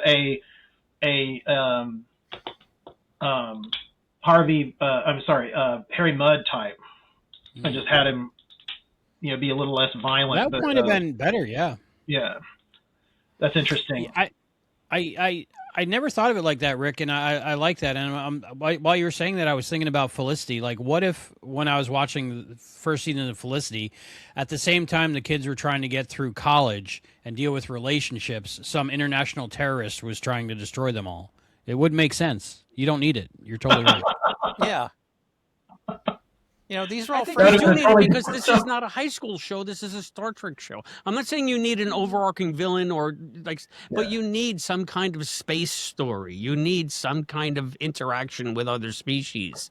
I don't think it should be about them moping around the hallways worrying if they're going to ace the exam because they're feeling mopey that, they are not part of Durham's polycule. But I would love that. I think that would be my jam. I know. You still need those episode level threats, but you don't. I think I agree with Rick that it's a shame that there had to be this uber villain stretching across the entire thing. Maybe not the entire thing, but showing up. Right. I think not that I didn't enjoy the performance. I love Paul Giamatti. Oh yeah, yeah. But I agree with you, Chris. That it can't just be about young adult angst either. Paul Giamatti should have been like one of the nasty professors that all made it. That's interesting. I'd love to hear what other parts remember he was presented 3 roles and he picked Noose Braka from what I read. Oh, I didn't read that either. Check that out and see, but he picked Noose Braka. I wonder what the others were. Laura Thok. He would have been a good Laura Thok. Oh, don't give me. Oh, I forgot about the Jem'Hadar. Okay. Oh wait! I think we found something Charles didn't like. Whoa! Wait. No. I liked her character. I hope we get to hear the history of the Jem'Hadar. How she mentioned something interesting about the free Jem'Hadar. Did I hear that one? Yes. Yeah. I picked up on that too. Does that mean that there's non-free Jem'Hadar? Does that mean that the Dominion's still out there? But anyway, I hope we get something. But I like more episodes. Yeah. We're only halfway That's there Deep with Space the Nine series, thing, right? Yes. Yeah. That's the DS. Yeah, that's why I had no idea. I honestly, that character, and I knew that it was like something that she was a female. I got so confused, and I thought it was the character from the Orville. Mocklin? A Mocklin, yeah. All hail Dolly Parton. I will have to take it by force. I love that episode. Anyway. Yeah. I think for me the worst part about this episode was I was just numb to it. I didn't hate it, I didn't dislike it, but I didn't love it, and I want to love it, but I was numb to it. And then the fact that the rest of the season kind of hinged on everything that happened in this episode that I was numb to, it kind of affected the rest of it for me. That's exactly where I'm at with it, Albie. Thank you for articulating it better than I did. No, I think we both got there. Anything else about this episode before we go to the next episode? Can I have a turn? Yeah. That's why he asked. It's Sisyphus. It's hard to keep track of everybody. Going on what you guys were saying, the Furies, they are one of those races that had potential, but I think they should have been saved for a different story. Something that centered just on them. Combining the Furies with Noose Braka was, in my opinion, a mistake. That's where they floundered. There was too much. They were trying to keep Noose Braka's whole staff. This was all his plan to begin with. That was supposed to be a big twist, or was a twist at the end. But the Furies was just one thing too many. And do you think that made that because they had to share the stage with Noose Braka that made it I'd say either the Furies or the is it the Ravengers, the Noose Braka's group, one or the other. Having Noose Braka be the big mastermind throughout that whole episode I think would have worked a lot better if we didn't have the Furies in there. If it was just him coming in for a different reason to, intimidate them or whatever, and set up this, the ability to rob the space station at the end. I mean, he had a big master plan, and the Furies were part of that, but there was no room in the episode for the Furies to grow, for us to learn who they were, learn about them. You think of some of the episodes like Species 8, help me out, guys. 8472. Species 8, whatever, on Voyager. 8472. Yeah, the first episode, I believe they were in more than one. Again, it's been a while since I've seen Voyager. But they... Scorpion Part 1. Oh, okay. But there was a lot of knowledge, a lot of stuff we learned about them in just that first episode. Yeah, well, they became a big species because of that episode being given the spotlight, I think is what I'm trying to say. The Furies weren't given the spotlight. We don't, what do we know? They're cannibals. They're part bat. That's all we know about them. That's the casualty of this format, when you only have... Yeah, the limited episodes. And that was the other thing I was going to bring up. The whole Noose Brocca being the big bad at the end. I agree with that. That wasn't needed, but for some reason, and it's not just Star Trek, but it's this modern storytelling way of having these one thing shorter seasons, streaming seasons, but the serialization nature. Even though this is more episodic, which is why I think Starfleet Academy works better than Discovery did. As much as I love Discovery, that's one of the biggest issues that Discovery had, is that it was the mystery box challenge in each season. And it was heavily serialized throughout each season, where Academy had a through line, but it wasn't heavily serialized. We had episodic episodes. For some reason, modern writers seem to think, well, that means we need a big bad. I think that's also, like you're saying, it's just a side effect of the way TV is produced these days. The new Quantum Leap had the same problem with a mystery bad guy with or a big bad or whatever. Again, but we've gone ad nauseum through that. I want to say that well, trust me, we don't need to talk about it again. It was Sean Ferrick that was the guest on this episode, Albie. Allison was on the R Town episode. Oh, okay. That's right. That's right. So no, and not to discount what you're saying. I just feel like that, for me personally, I feel like I've been a real broken record about that on like just about every show I've ever been on. So I'm always afraid of like repeating myself at the detriment of people enjoying, the other stuff that we have to say. That's all. So I wasn't trying to shut you down there, brother. Okay, so Cozine. Yeah. The wedding episode. Yeah, this one it was okay. I thought the Genesis subplot was more interesting than the wedding plot. Same. The only thing is, I spent too much time, guys, the last few months wrestling with haters. It's one thing, like I've told you guys, what I find really refreshing about y'all's podcast. Y'all are so respectful, even when you don't like something. But, man, I just can't stand people out there that just, whiz over anything that other people's hard work.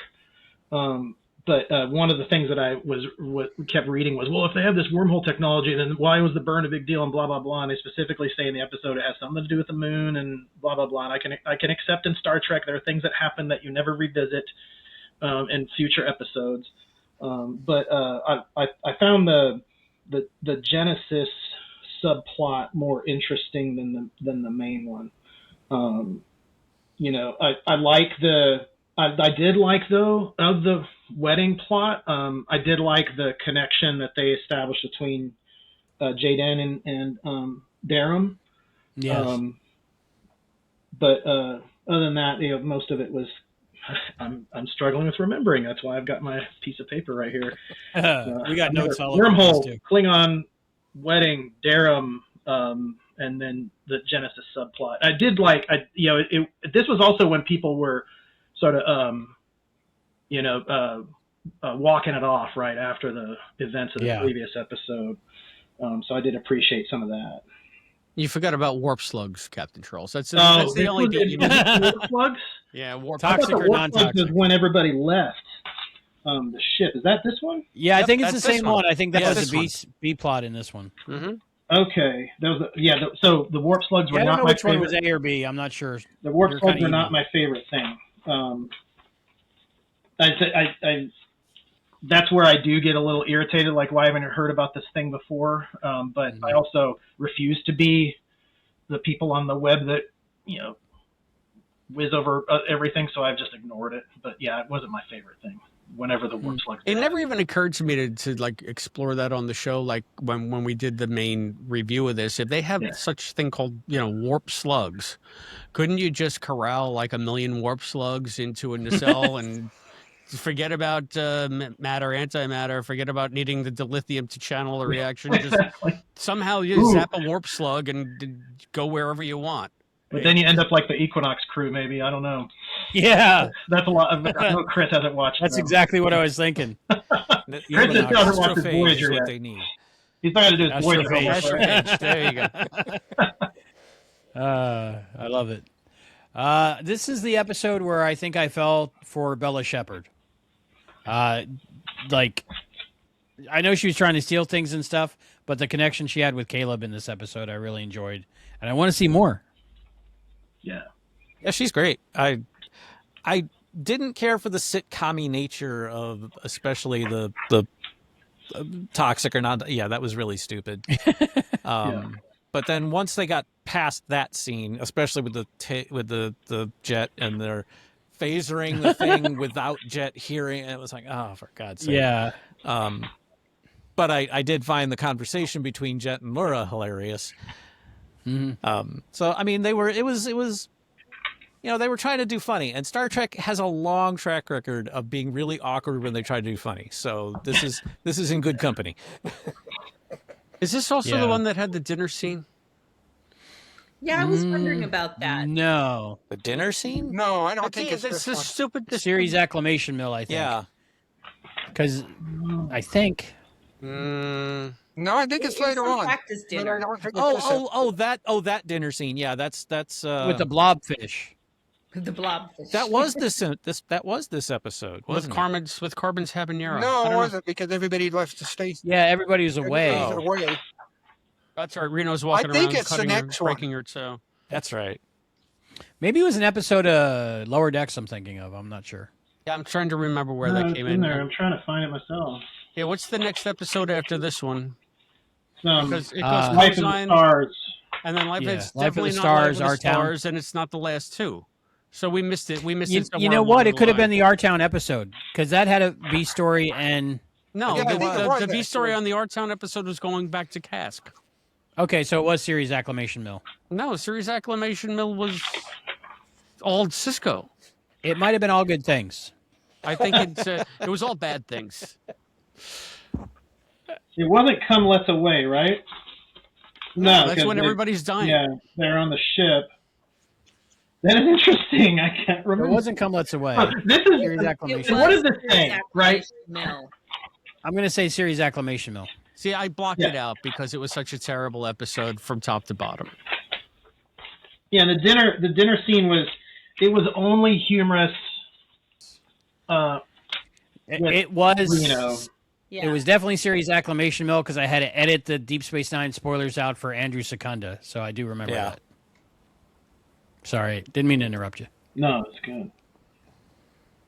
I only can keep 3 things in my brain at once. And name dropping's one of them, isn't it, Albie? That was the fun. I think it was. Nala continues trying to build trust with Kelrick. They could have just cut that whole part of that episode out. I mean, it was okay, but I mean, It had opera. I like opera. Yeah, so it had some opera.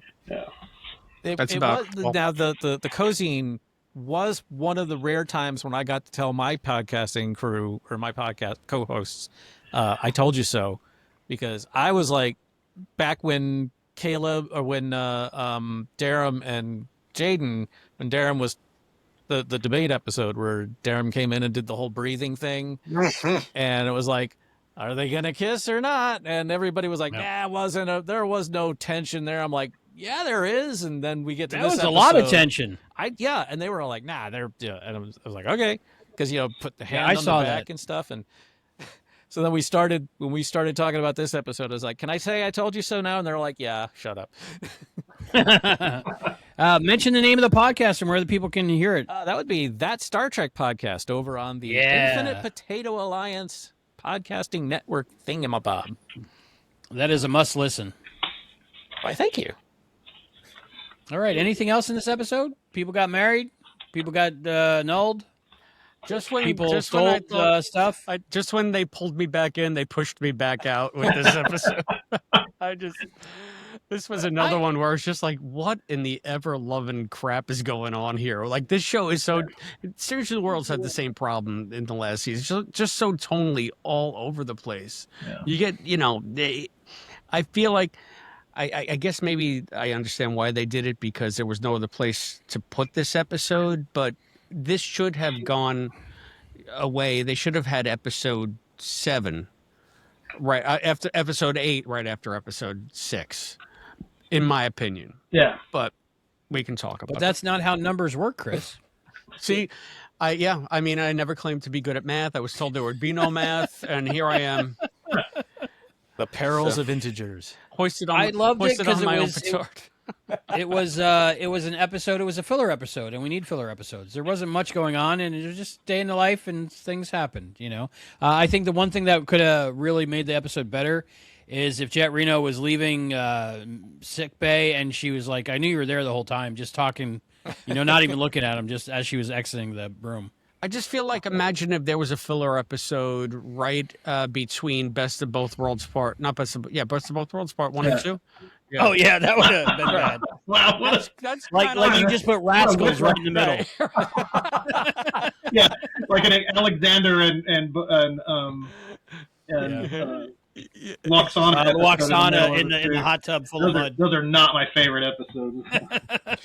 This is what I'm saying. Dark It was Page just, is good. It was an It is. awkward placement, and I think that they needed Yeah. it because they wanted to set up the whole Caleb Tarima drama. And, Yeah, like I'm she needed trying to be away for an episode or something, which Yeah. is weird. They could have done that off camera. So anyway, Agreed. but that's, I guess maybe that's nitpicking. Who knows? I just think it could have been an hour better spent. Yeah, I think the point there was they were trying to do a slower story after it came off such a big episode that didn't connect with everybody. Wasn't as well done as it, like I said, the Furies. I think much like Family was a slower episode after Best of Both Worlds Part 1 and 2. But they did it right. There's, I was going to bring that up. there's a But I will key be honest, difference. it There's a key took difference. me- Family's a good episode. Yeah, well, Family did it right. I'll be honest, Captain Charles was more than halfway through his discussion before I realized what episode he was even talking about. I couldn't remember a dang thing that happened in this whole thing. It's just one of those storylines that would have worked better earlier at a different placing in the season, and better. It needed to be retooled a little bit. The best part about it was Tig's toe. Wow, that says a lot. Linda, That says a lot. you love And this Laura episode Thok, because my favorite character, Laura Thok. So even though we didn't get to see her, you heard her. We got an earful. This is Linda's favorite episode because she's a lady and ladies love weddings. That's There, true. right? I summed it up for Linda, you. any final thoughts on this episode? No, I'm just biding my time until you get to episode 8. All right. Now, coming up, the next episode is The Life of the Stars. I don't want to influence any of you, but I love this episode. Let's talk nice about it. Linda, you can go first. Linda, I give you dispensation. It just brought back so many memories of everything. I mean, just okay, Rick, do you teach literature as well as theater? I don't. I teach technical theater, so I don't even talk about the scripts very often in my Okay, classes. so I just remember in school, you read a play and everybody has a character and you get to analyze it and it just brought me back. Plus, when I was in college, I was in Our Town and I played Emily. Oh, wow. So it just brought back so many memories and Were I you just the ghost loved girl? it. What? Were you the ghost girl? I was the ghost girl, yeah. Ah, Wow. Do you have this on VHS? And can I have a copy? I don't know. I'll have to look. Please do. oh my God! Please now- do. Yeah, that's going to be a Patreon extra, is what that's. Yeah, that's going to be a special where we watch it, review it, and the whole 9 yards on Yeah, that one. you're gonna have to remember though that this was way back before cell phones and everybody was recording everything. So It's okay. Albie has every form of physical media known to man. If you have a tape, Yep. he can play it. If it's on Betamax 8mm VHS-C, I can play it. You can do it. So Mini disc, sure. it just the whole thing. Plus Tilly, I liked Tilly when she was in Discovery. I wasn't that excited that she was back, but I thought she did a good job. I kind of liked her character and the way that she has grown from the first episodes of Disco.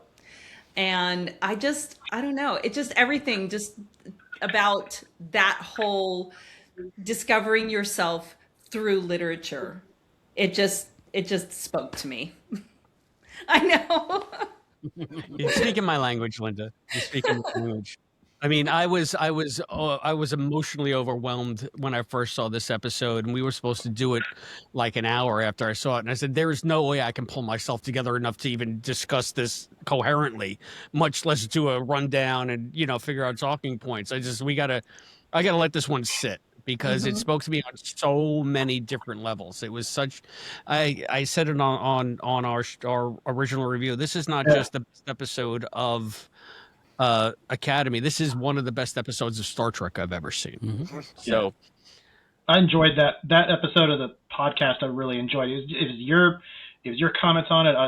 Allison had some interesting things to say too. I'm not a theater geek, but it was fascinating to hear how well this episode tied things together.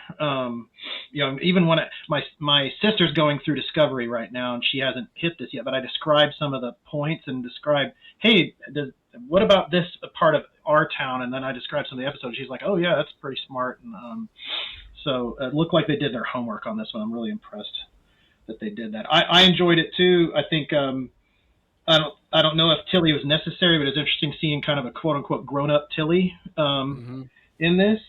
And then I also like the callback to real life. Though I was not when the Doctor was obviously trying to distance himself from Sam, I thought it was going to be a more general, hey, I've known so many people over 800 years that I don't want to make any connections with anyone. I did not realize it was going to be specific to the real life episode. I like the very sci-fi solution to the problem. Use time dilation to do something creative. I thought that was cool.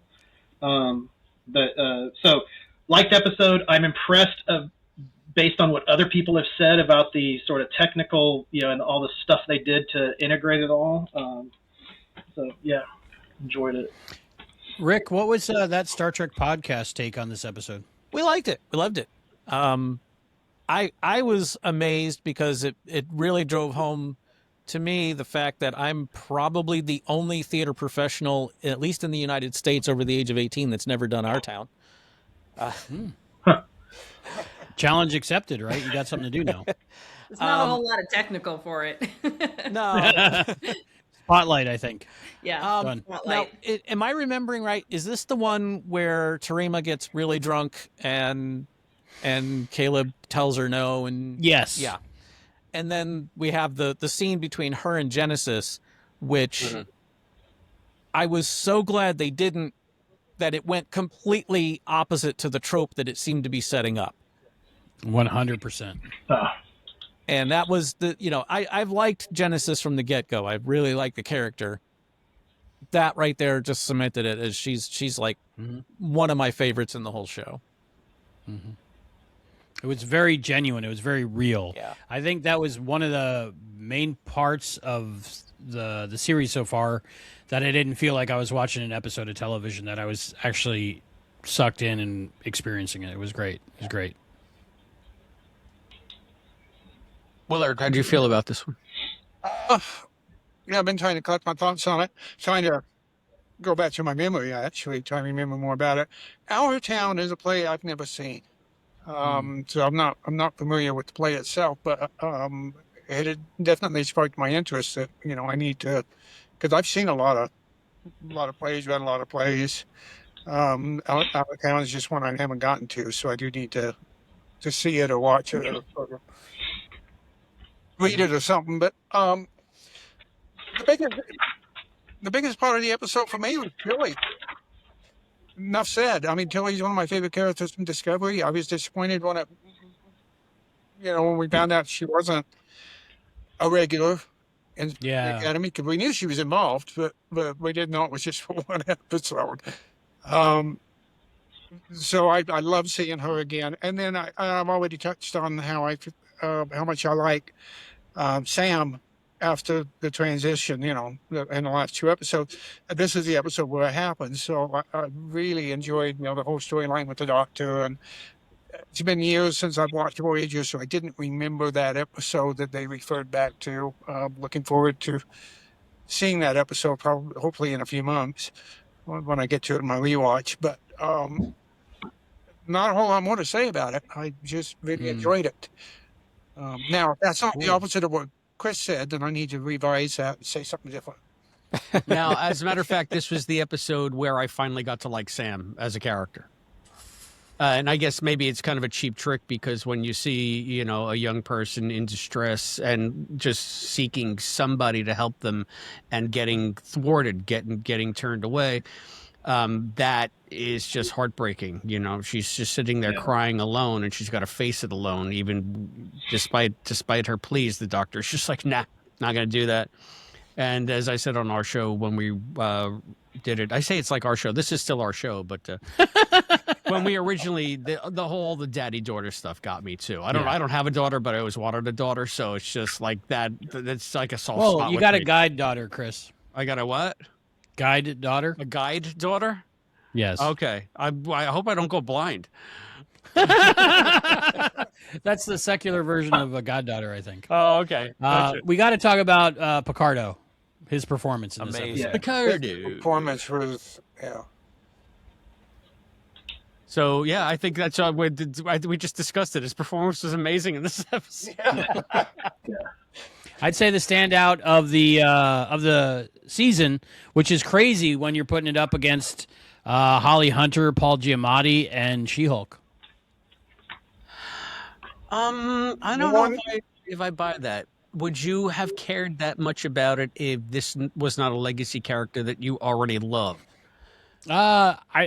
No, probably not. But I live in Voyager and I love the Doctor. I think they would have had to work harder in the season to set up the Doctor for this moment than they needed to, because at least for those of us who know him from Voyager, but they would have had to work harder. Yeah, you're right, because it's like our affection for him is already baked in. Yeah. So they can rely on that more than they would have to rely on any kind of arc he had throughout this season. Mm-hmm.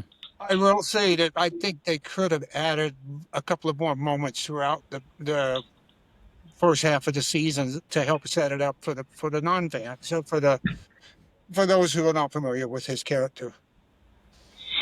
Yeah, I think there was a couple opportunities that they could have done that. So after the best episode of the season, we have the final two-part finale. 300th Night is the first one. What are we thinking about that, Captain Charles? Yeah, and this one. So this was the where they find Anisha, correct? Did they find her signal in the previous episode, or was it this one? I think the very beginning of this episode. Yeah. It was when Sam helped them. Because it was the new Sam. It was 300th night. Most everybody was gone, right? I think. Yeah. Is that true? Because they were celebrating All Worlds Day or something? Yeah, something like that. Or was that earlier? No, that was So- earlier because that's when That's Sam went true. to the hollow spa and she didn't get You're right. fixed. You're right. You're right. No, Yeah, 300 so- night is they're doing the because they're I think that's a tradition. Rick, you told me I think what that was, the 300th night. No, like Neek, it's a well, it was Neek, but yeah, it's a tradition at the Naval Academy. Oh, is it? It's like the end of the school year. Oh, Okay. I always get you and Neek confused. So so no 300th She has night. more hair So than I do. yeah, they find Caleb's mom's location. location. It's because Sam helps Caleb remember something that he apparently forgot somehow. That he had been Exactly. trying before, and then it didn't work, so he just completely forgot about it. And then they go to steal the shuttle, and that's everybody gets on the shuttle because they're doing the 300 night partying, and Genesis is being all like Strickland, and glitter vomit. Glitter Vomit is all like being Belushi, and it's like it was a little contrived. Let's put it that way. Yeah. And one annoying thing, although I kind of think it's cool, I still also kind of think it's annoying. The one thing about Star Trek since 2009, and I guess I need to get over it, is starships and atmospheres that aren't built for it. But anyway, it was it very much reminded me of the last episode of Picard season 3 with the Enterprise coming in and rescuing, beaming folks up. It was the same, almost exactly the same thing. It's like they replaced the Enterprise with the Athena. Kind of a cool effect. Question. Yeah. Didn't the Voyager have like little landing feet? Yeah, it did. Yes. I'm okay with that one. So starships can go in atmosphere. What, that one? The Enterprise went in atmosphere when they slingshotted around the sun and they got spotted by the Air Force. And guess the that's Athena true. lands. Like Athena lives at Starfleet Academy. Yeah, okay, yeah. Then I have to retract everything I've said. You guys It's pointed also out the that 9 have millionth I been watching century, Star Captain Trek? Charles. What? It's also the 9 millionth century. Starships can do anything. Yeah, Well, that's the maybe problem it's just with the 9 annoying. millionth It's just a century. repeat of the Picard, thing. But it wasn't a bad episode. That technical challenges with it, like we zoom out to the entire galaxy and you can see all the mines. But anyway, that's just a technical speed of light thing that I guess we can wipe away. It was okay. I like the second episode. I like the last episode better than this one. This one was it suffered from being a part one, and it suffered from them airing part one and part two a week apart. I think. Yeah, If they you think paired it- them it together, would need to be like I had two originally parts. heard. I think it would have been much better received. Honestly, me. I kind of like the fact that they separated them because this one gave the Caleb Anisha storyline. Reunited. Yeah, the reunification, so to speak, of these. Part one and Yeah, two. part one. At least you were able to focus on that solely in this episode, and then you have a chance to dwell on that. It doesn't get lost in the whole trial mishigosh. That's true. Yeah. That was a good part of this episode, the reunion. I like that. One thing I do remember about this episode is that I remember thinking to myself at a certain point, but I can't remember what the point was, but I had to look. I said, was this directed by Jonathan Frakes? There was something about it that just felt like a Frakes episode, but I can't put my finger on it. I don't know what it was. It was really good, directed. Yeah. Well, He that's does a dead signature. I giveaway. usually like That's a his dead giveaway. episodes. He That's- does seem to have a signature. Yeah. Yeah, well, that was kind of sad news that he directed his last Star Trek episode. Was it for season 2 though? I think so. We're not there yet. We knew that this was a Frakes episode when Ake sat down doing exclusively the Riker maneuver, but the chairs had to be really tiny. She did a triple Riker maneuver. Tiny. Riker. She I needed, want to see the outtakes where she's like doing somersaults into the chair and stuff. she needed like one of those little trampolines.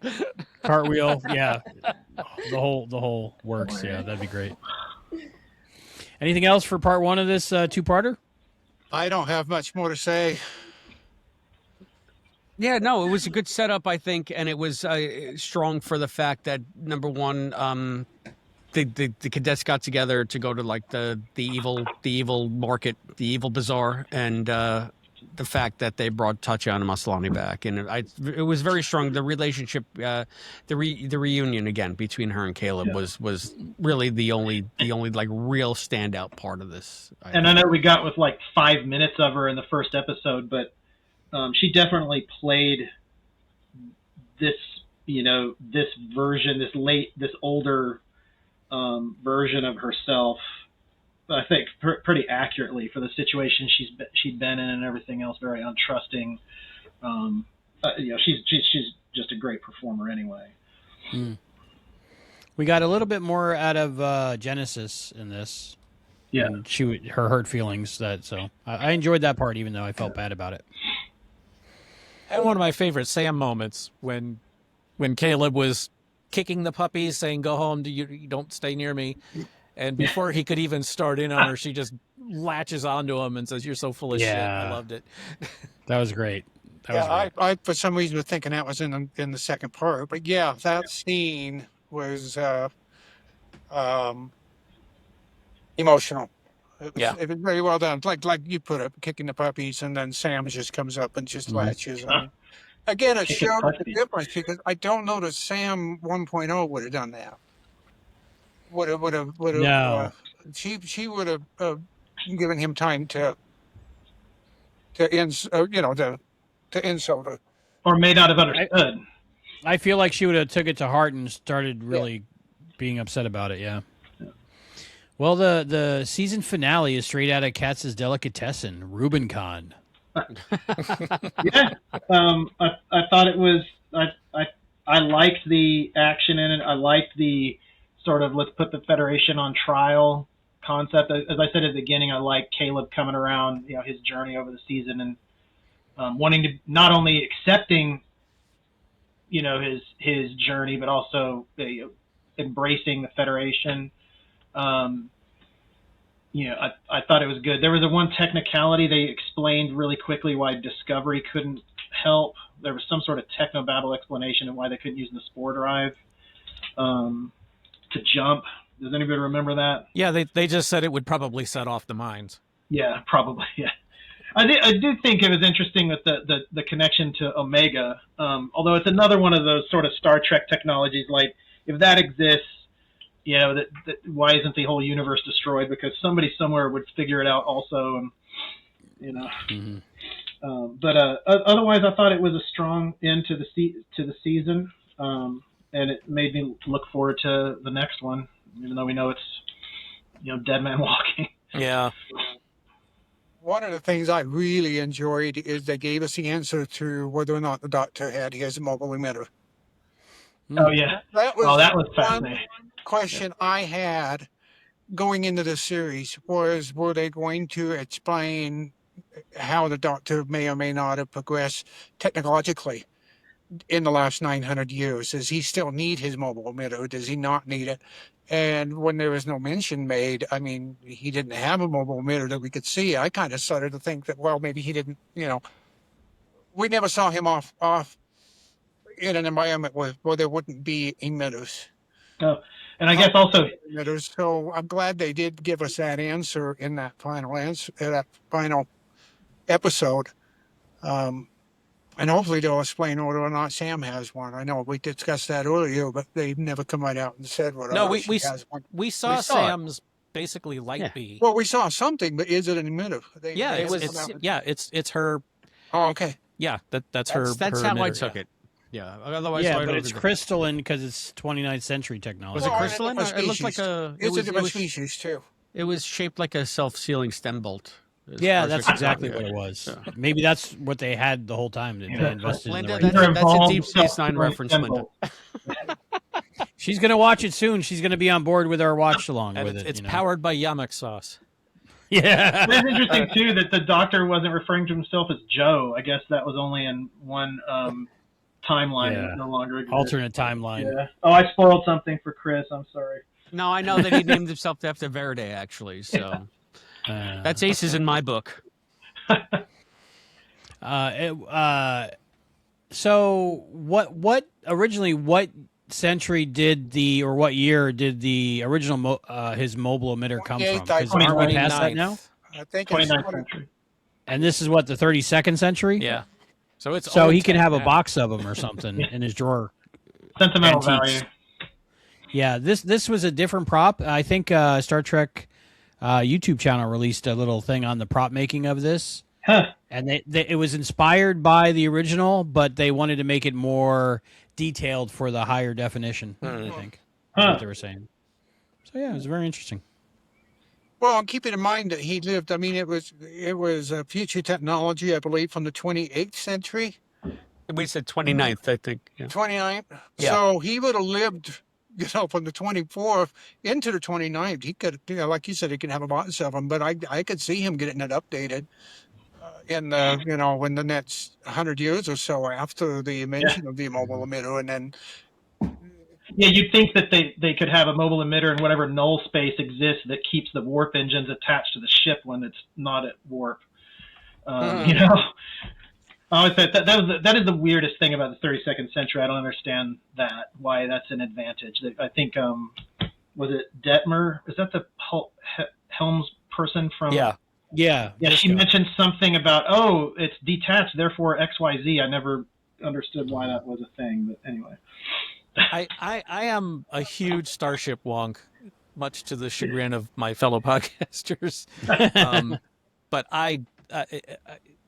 all of the 32nd century ships are just fugly, and Not the Athena. I did like the Athena, yeah. But the whole detached like a nacelle combat. thing just didn't. Yeah. Yeah, the ships are too streamlined. There's no detail. Well, they all look like bottle openers or pizza cutters. I mean, It's because of the marketing. You got to be able to sell those. I have one of each of those downstairs, by the way. Hilarious. All right. So the court scenes, I liked them. Yeah. That was probably We're my off favorite part. 300th night. So what's the last one called? This Rubicon. is Rubicon. Rubicon. Oh, we said Rubicon. That's right. That's right. Yeah, Rubicon. So it's, I called it corned Rubicon beef. throughout the entire thing. Sauerkraut, Thousand Island, on the sandwich and on the side. Nice. So you can dip it in. Dip it, baby. Dip you it. guys, with your extended talk about the deli and the pastrami and stuff, knocked me off the vegetarian bandwagon that I was on at the time. Good. Oh, I'm sorry, and you're welcome. Oh, I'm sorry, Rick. We're carnivores. Oh no. No, well, it and was just you since- guys. It was what your guest mentioned pastrami because I was like, all right, just nutshell. Since January, I've got I did a lot of things to change to get my diet under control and lose weight and stuff. And one of the things I did was I stopped eating meat because my cholesterol was through the roof. And then listening to that conversation, I was like, you know what? I've given up drinking. I've given up a lot of stuff. I'm going back to the meat because I miss pastrami. Yeah, I heard that about you, man. Pastrami and corned beef. Yep. Not that there's anything wrong with that, Right? right? No, of course not. I am. So, what kind of where do you get good pastrami in Florida? Don't. That's the problem. You don't. Oh no! I send Chris Oh, and the beautiful John Irons videos about Katz's Deli all the time. You would think Because with all John of hasn't the- been, and Chris needs to send me some. Yeah, you'd think with all of the former New Yorkers in Florida that you'd have some good deli down there. You would think. They don't bring it I with would them. travel. That's the problem. Yeah. They're only here half the year, so they're not setting up shops. You'd think they would Yeah. have good pizza and bagels, and they don't. So. Nah. No, it's because there's two different age groups here: retirees and young kids working, taking care of the retirees. Like The phrase barbecue "home of outside the of Texas. newlywed and nearly dead" is not incorrect. Yes. So there's nobody to actually do something proper. They're either retired or too young and dumb to know. Or on anything. vacation, yeah. There you go. Yeah. So Wow. somebody bring me down a sandwich if you're coming this way. That's all I'm saying. I wouldn't know about pastrami. I'm not a big pastrami fan, but there's a restaurant out here in California that is known for their pastrami called Oh, The wow. Hat. I'm on my way. I was just in California, and I didn't have any pastrami, but I was just there. Went to San Diego and Huntington Beach. It was awesome. All right. So we like sandwiches and Star Trek. There we go. There we go. So it's But There we as, go. the as much pastrami as I would have podcast. preferred there to not be a new Spraka in this series, watching Paul Giamatti just eat all of the scenery around him was such a joy. Yeah. Yeah. Mhm. What did you? That was the best part of the episode. Yeah, Charles, what did you think about this one? About the end? Yeah. How do you think it stuck the landing, or? I think so. Like I said earlier, I think that I felt that Caleb's journey was well served. You know, he not only accepted where he was, but he embraced his position at the school and oh, that's right. Okay, yeah, okay. Of the Federation, yeah.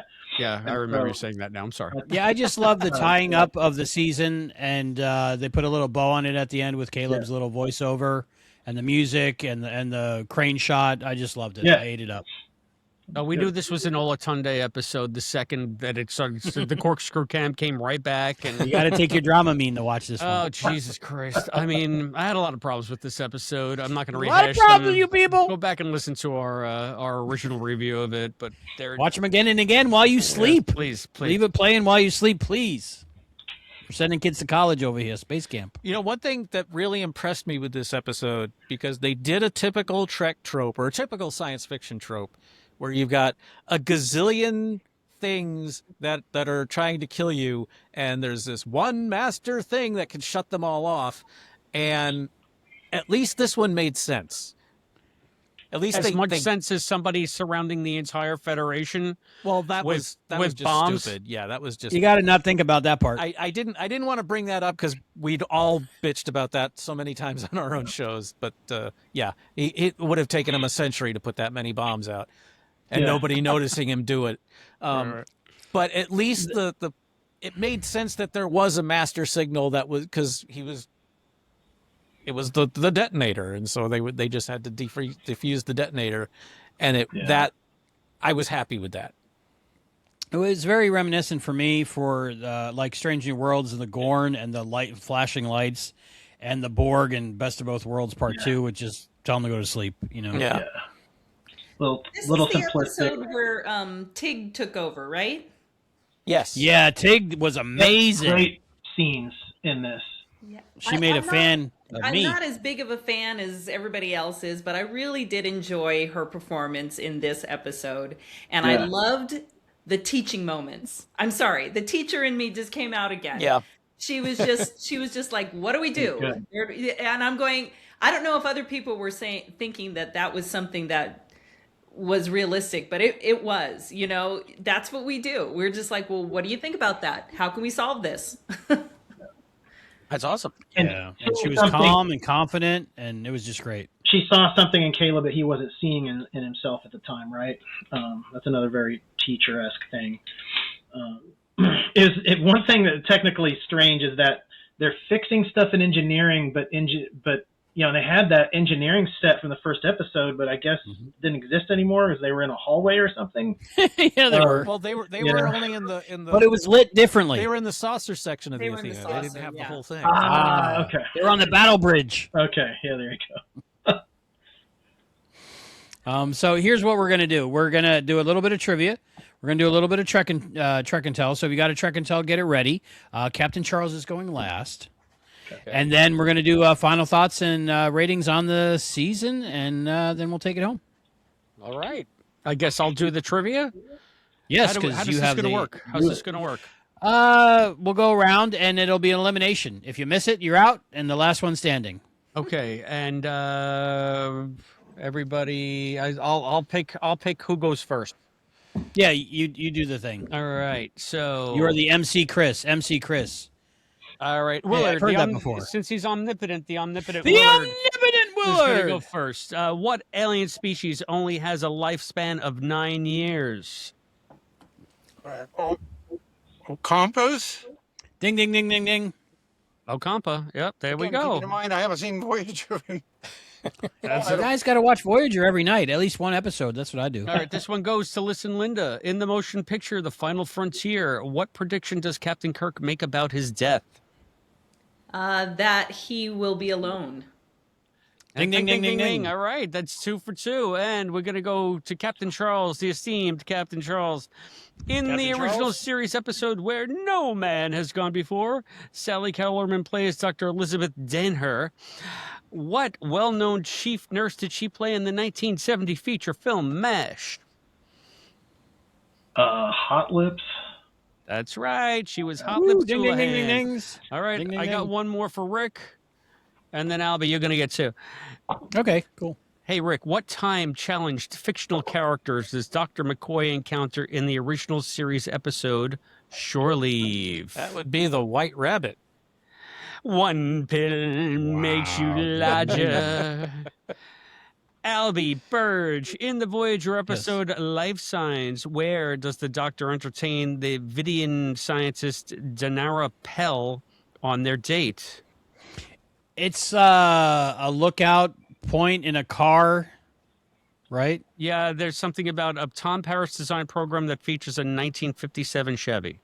Yes. So I think Lookout Point in the Car nails it. And I'm going to Okay. give myself That this episode. one. It was a convertible. And this last one's got for the me. plate. What former Miss America played Arendis in the Deep Space Nine episode Let He Who Is Without Sin? That is Vanessa Williams? Vanessa Yes. Williams, Hutchinson? yes. Williams, okay. I got it. We're all 6 for 6. We're all very good Trekkies.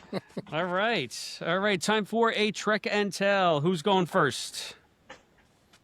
Who's going first? Who's got what? I don't have one, so no Trek and Tell from me. Well, I got one. All right, Rick. I'll go grab mine. This is a Is tribble. that- It's a tribble. It's a tribble, and most of us have tribbles. But what makes this tribble special is I bought this tribble at the Star Trek Experience. Love it. Does it have the vibrator inside or no? Nope, I didn't. I just wanted the tribble because the vibrating ones Mine were didn't like have it either. You could pink. get it with or without. Was Yeah. that the one in Vegas? Yeah. Man, I never went. I kick myself every day. I never went. You have to invent time travel now, Yeah. Captain Charles. The only Slingshot around the downside to sun. that trip is that this was in 1997. I went to Vegas for a rigging conference. I was there for a week, and so I got to go to the experience quite a bit while I was there. But I didn't own a camera, so I bought. Remember back the disposable cameras that you Yeah. used to be Yeah. able to buy?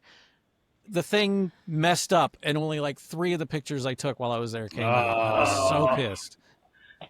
Did they have a recreation of the promenade? Or was that a rumor? I can't remember. if that No, was real. they had a Quarks bar. They didn't have the only recreation they had when I was there was the bridge of the D. Oh, okay. Yeah. Oh, you didn't go on the Voyager one with the Borg? I don't think they had it when I was there. Oh, yeah. I went right before it all closed, so I got to do the whole everything. It was great. But you were talking, Rick, you did it back Regret. in, how long ago was it? It was 97. Right, so you did it like, I don't know the year I went. yeah. I thought you went last year, Albie. I would if I could. I want to say the late 90s, early 2000s. I don't know. When did it close? Don't know. I don't know. Yeah, Comment below. I had a digital cell phone that took digital photos, but it wasn't an iPhone, so it was before the iPhone. Flip phone. Yeah. Yeah, we didn't have There was cell something. phones when I went there. We had strings. It and was cans. this one. I was gonna say I don't think we had Had a cell keyboard phones and when I everything. went either, and I went probably not long after they opened, because I'm only 2 hours from Vegas. So Nice. So, Willard, what is your Trek and Tell? okay, some of you guys already seen these, but I don't think you all seen this when I had them out earlier. I'm gonna have to back up though, so you get a better view.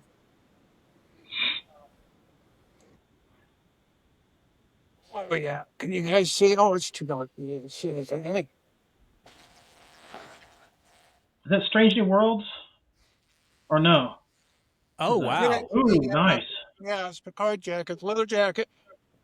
That looks nice. That's gorgeous. Yeah. Yeah, Hero with the Ennis, the company I got these from, they just gave up their Trek license, and I've been looking at them for several years Wow. now, wanting to get something from them, and I decided, I guess this is my last chance. This is one I think Chris would really. Yeah, I saw that Ooh. Oh, earlier. wow. So you got that where? Send a Patches link on of it. where I can maybe get that. Wow. I don't think they're selling them anymore. Was that that's their away jacket, like the excursion jacket, like when Malcolm's wearing it in Home. Yeah. When they The episode where it snows too, right? Yeah. The pilot. the pilot. It's got quite a few pockets in it. Is that blueprints in the lining? Yeah, I was just about to show that. That is Ooh. awesome. Oh wow. Look at that. That's some drip right I there, love the man. All right, NX-01. I gotta go get that. Yeah, God if damn anybody it. needs that, it's because Chris. they gave up the license. I had to wait 4 months after I ordered this to get it because Now you got to get the cap, they did Willard. one last run. What's that? You got to get the cap now, Willard. The NX-01 Yeah, cap. I need to get a cap. Yeah, those are easy to get. I'll wait until Chris is. I'll try and figure out a way to get to New York. Wait till stock his house till he leaves, and just go in and take care of it. There you go. I know the address. Did that have patches on it as well? Yeah, like I said, I'm also wearing It looked like it had a mission patch on the sleeve, right? Oh yes, Yeah. it did. Let me Yeah, turn it back out. I That's met so- I shared it someone earlier. Great. that was wearing that. I have a picture. Okay, I got. Can you guys see? Yes. Okay. Up a little bit, There we go. there it goes. Yep, there it There's is. a patch on that one, and then there's the patch on this one. Oh, I love that. Oh my Yeah. god. Again, I don't know how good of a view Wow. you're getting on these, but and then that inside, Mhm. That is gorgeous. Bridge. back up where you can see. Yeah, Yeah, we looks like can see that's it. the great. Makes me want to get married again just so I could wear that I at the even looked ceremony. this in a lot of detail since I got it. So, but the Very groovy.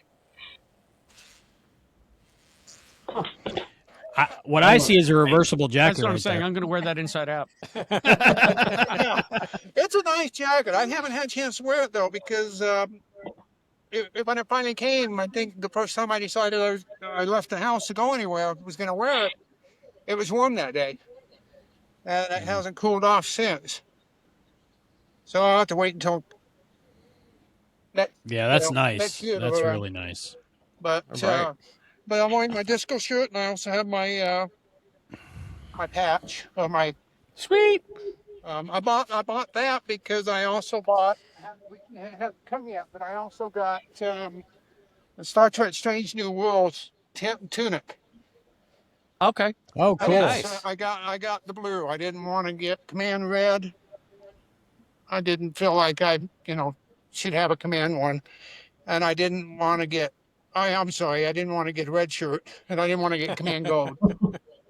Let me say that right.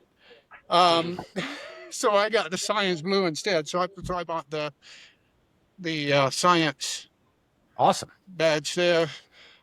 Still waiting for that to come, and then I splurged a little bit of money, a lot more than I should have on this stuff. But I again, last chance to get it. I got the strange or the help me out, Albie. You know what it is? Um, The Rafficon. the Yeah, away jacket. Rafficon, Yeah. That, Oh, with the big That was collar. cool. Who is Yeah, taking right? Genesis? It's The field jacket? Oh, those Field are jacket. Field those are jacket. With the gorgeous. thick white. That is, yeah. I Yeah. think that's what, $399 or something It was like that. 250, I believe. Okay. But and it hasn't come yet. It's an investment. I'm still waiting for him to finish. It's That is a gorgeous jacket. it's being affected a little bit by some of the politics going on right now. So I'm still waiting for it Oh. to come from other countries to here. Understood. One of the things I really want, I saw at con, it was officially licensed. They were like Starfleet denim jackets. Oh yeah. Huh. Those look really good. And I tried one on, but they didn't have my size, and I said I could order it and all this stuff, and I was like, Yeah. Well, there's a lot And I of, never got there's it. a lot of companies that gave up their Yeah, license it's expensive. this year because it's gotten a little too expensive for them to be able to continue. Listen, Linda, do you have anything? I do. I also have a jacket. It's more Trek adjacent rather than actually Trek. I like it. Well, I mean, but Trek adjacent shirt with is Linda on- and Chris. your shirt is on point, though. I know. Yeah, great shirt. So the picture that I took with William Shatner, I wore this jacket specifically because I wanted to because of the Enterprise relationship to it. But this is my brother was actually stationed on the Enterprise. Oh, nice. Oh, wow. before, Nice.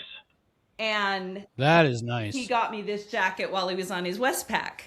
So Oh, that's awesome. It has the SS Enterprise, Mm-hmm. and it said 1984, and that's almost around the time that they were filming Wrath of Khan.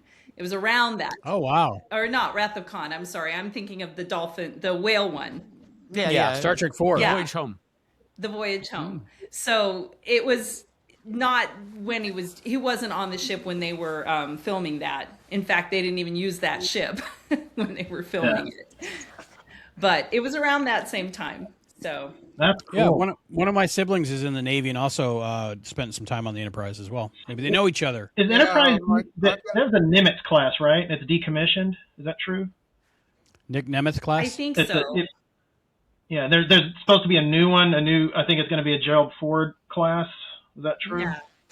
There's always been an Enterprise, so I'm not sure. And if there's sir, one right it's now. the Enterprise. Yeah. My brother was in the Navy back during that same time period, but he wasn't on I can't remember what ship he was on, but it wasn't the Enterprise. And he didn't bring me anything cool. He didn't get me anything cool like that jacket. I saw two Nimitz class when we were in San Diego at night, and they had the numbers lit up, red, white, and blue. They're both. It was Carl Vinson and Theodore Roosevelt. They were being, I guess, refurbished. There were tons of The like USS crates and Theodore stuff. Roosevelt? Yeah, That's a carrier, right? yeah, they're both I've been, Nimitz I've, class. I've been on that carrier. Oh yeah. Oh cool. Yeah, actually, I Wow. landed on a plane and I took off from it on a plane. Yeah. That's a whole. That's a completely. You were hanging out with Tom Cruise. Completely different story, but yes, I have been Oh, on man, the I gotta hear Roosevelt. that one day. I spent like a This- week. this guy. Yeah, I spent. Did I ever tell you about the time I went to Antarctica? No, you didn't. Tell me. That'd be cool. The coolest cat. The picture coolest books and ship- everything. Oh, Yeah, next time, Charles, remind me next time. We'll talk about it. yeah, I'd love That's to pretty hear awesome. that. That is the pretty coolest awesome. ships we saw were the Independence class ships, those newer ones with the triple hulls. We saw two of those. One of them went around and was getting armed. And they deal with like drone warfare, and because of the triple hull, they can book it and they can go to shallower waters. Those were pretty cool. They went past it. We also saw a Los Angeles class sub, which reminds me of Red October every time. Red October. It was getting painted or what have you. Rick was in the Pretty cool Navy, trip. so he served on every Navy ship named Enterprise. Yeah. That Who has- was his condition for joining the Navy. That's what he told them.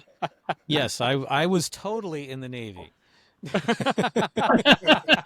In the Navy. I- In the Navy. I worked Every on the time Navy uh, C-130s. So, wait, you All were right. in the service, weren't? I thought you were in the Navy, Rick. No, I was in the Air Force. Oh, I thought I saw you in whites for some reason. God, no. Okay. I was in the Stargate program, but I'm not allowed to talk about it. Captain Charles, I Okay. hear tell you have somewhat of a Trek and tell. Yeah, so it's going to be I'm already salivating. it's going to be in 3 phases. Uh-oh. Okay. Okay, first phase, Does that make you a phaser? Ensign Row and Shuttlecraft. Wow. So let's see. See, it even opens up. You can see her in there, but I chose not to. This one didn't come with it. I ordered this third party, but I was just going to ask you Yeah. because that's the first time I saw that. That's nice. So this is all Lego? yep, this is the new Lego sets that came out. This one, This is Leggio. yeah, and this was the one that was this was the promo that you get when you order the other thing. Okay. Yeah, I Is got a that- story behind that. I Wow. was going to get it, and I obviously don't have it. So And the next phase. What's the next phase? The next phase is all these cool minifigs. oh, there we go. Wow. So 500 isn't even expensive Guinan now. is for what green. they got. right there, Wesley Crusher's Wow. repulsor thing here. Is Wesley got what? a little crybaby face? What's that here? No, he's smiling. I thought I saw one online. He had a little That was in the crybaby- cartoon. I think so, yeah. Well, I Crybaby think face. they have reversible faces, so you can choose Right. him Ah. to be a crybaby or happy. Yeah, take his hair off. Take his hair off, Charles. See if he's got a crybaby Repulsor face. Oh, here you go, yeah. against USF Tchaikovsky. This is probably after somebody told him the line that Will Wheaton hates. Right. What's up, Wesley? Shut up, Wesley. Yeah. There we go. There he is working. But I love. Do they Oh, each no. have like their own little prop? They Well, usually- yes, and I realized I've lost something. Oh, no. I did not know where Spot is. I have to go downstairs and find Spot, yes. Spot. You lost $500. Yeah, I need to find Spot. It's worth it, though. Yeah, I need it. That's very cool. And That is then very nice. for the finale, Well, Dun, the dun, last dun. one, you That want to happened. anything from Lego, don't fall asleep just before they go live and wake up 20 minutes later and they're all sold out. Oh yeah, Yeah, it sold out That's why I instantly. didn't get it. 'Cause I that's thought gonna be my daughter. to go live with it, to order it. And That's gonna be my daughter when the K-pop Demon Hunters cat comes out. Oh yeah, Derp. All right, here we go. Gotta love Derp. Not gonna be one of those TikTok videos. Dun, dun, dun, dun, dun. Don't drop it. Oh my God! How long did it take you to Ah! put that together? Isn't that great? How long? Yeah. I took my time. It was 30 bags, so I'd do 2 or 3 bags a night and take a break. But a couple things I wish I could show you if I had 2 extra arms. Lift it higher, Charles. Yeah, I can. There I you got go. a friend that was lucky enough. Wow, that's got to be what, 30 pounds? It's 12, 13.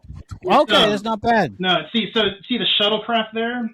If you remove that, there's a piece right there you can remove. There's a shuttlecraft in the bay, and then buried in the saucer section, which you'll never get to again, is the ship's plaque.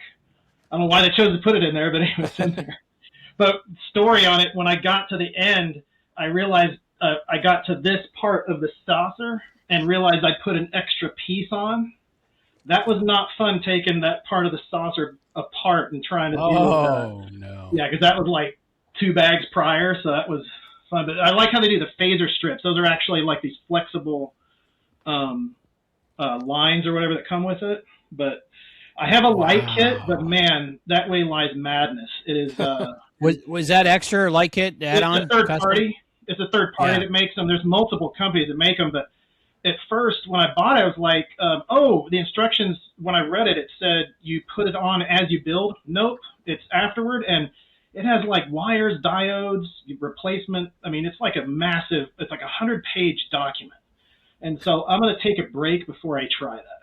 Anyway, let's see. That looks so much better than they did in the advertising, just you holding it in your hand. Now I have a sense of scale. I didn't realize it was that big. Yeah. I might have sprung for it. Yeah, I knew it was huge, but it's nice seeing the actual scale of it, because I wanted to get that so bad. Albie will tell you how badly I wanted to get that. Yeah, we were talking about it. And like put it down without dropping it. Yeah, don't drop it. The was it like when they dropped the Death Star? Is that in Spider-Man or something? the shuttlecraft wasn't included when when they made it available again. The shuttlecraft wasn't included. Yeah, you got to get it first edition. So I decided to wait. I might try and get it next year. And there are a couple hundred just for the shuttlecraft on eBay. Yeah, the rumor is the next one is the original Enterprise bridge. Although, if I'm going to get something, there's a company, I can't remember who it is. They're making an original series bridge. It's one of those subscriptions where they send you a piece at a time. So it's like it has one character on each of the consoles, and then the last piece is Kirk's chair. Man, you have to build it out. Like I know that they did the Back to the Future card that way too, and the Enterprise. Yeah. And Enterprise 1701D, me and Rennie built that. Oh, really? So okay. You don't really have to. You just put them together as they come. It's not a model kit like those were. But, I got you. Yeah. Yeah, it's a little bit of a workout. I'm not in great shape, I guess. But anyway, maybe I should come in. Did that come with a stand, or did you have to get a third party stand? It came with it's sitting on a stand over here, and there are third party stands that you can get that display it, at more of an angle. The saucer comes off, but I haven't tried that since I finished the saucer section. So you got the first edition. Did it have the misspelled plate on it? You know what? I looked at that, and I didn't see the misspelled plate. Let me see. Is it this piece? Is it this one? I think so, yeah. Something's misspelled on it. I forget it's what. like the on it or something like that, isn't it? Something. Let's see. Class Galaxy, Starfleet Registry, NCC 1701D, launch date 40. Oh, there might be a period instead of a dash between the 1701D or something like that? No, they're both dashes. NCC-1701-D, Utopia, Planitia. That's Planitia. Planitia. Launch that was spelled wrong. Fleet Yards, Mars. It's been a long time since. I looked for the misspelling. I couldn't find it, and I ordered it that night. I mean, I got on as soon as I was like, refresh, bam. And, why didn't you call and wake me up, Charles? I'm sorry, but you're omnipotent. You should have known. I was waiting. Why didn't you put Quantum 5? I'm sorry. waiting for it to go You're not live. omniscient. But When you did know, that go I on only sale? woke up like 20 minutes after it went live, and When? it already sold Yeah. out. It started August, I think, and Oh. shipped just a couple weeks later. Yeah. And so then I Wow. threw it in a room, and that was my Santa's.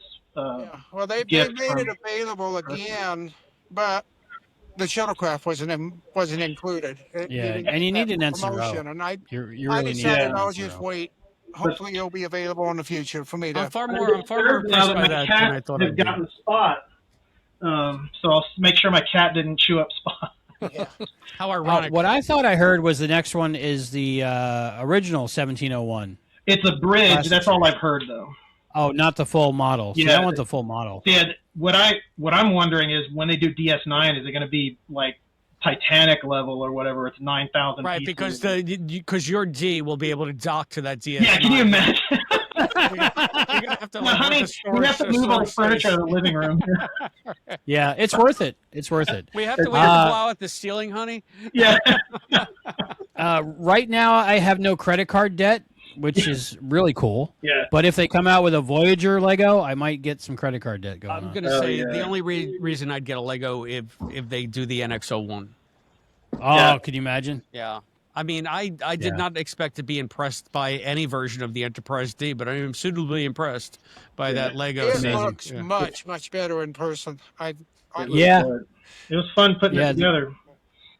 From the ads, I thought it was like Playmate size. You know, the Yeah, ones that no. Playmates put out? It's hefty. I will say, Yeah, though, I think I that's spent big. more than you, Charles, on my jackets and stuff. It was not. That's not super that's cheap. actually the reason why I didn't pursue after It's after I not a went contest, in and Willard. didn't- What? Yes, Yeah. comparison You know, I is really the want that Enterprise. enemy of joy. I'm so Yeah. upset I didn't get it. Where I might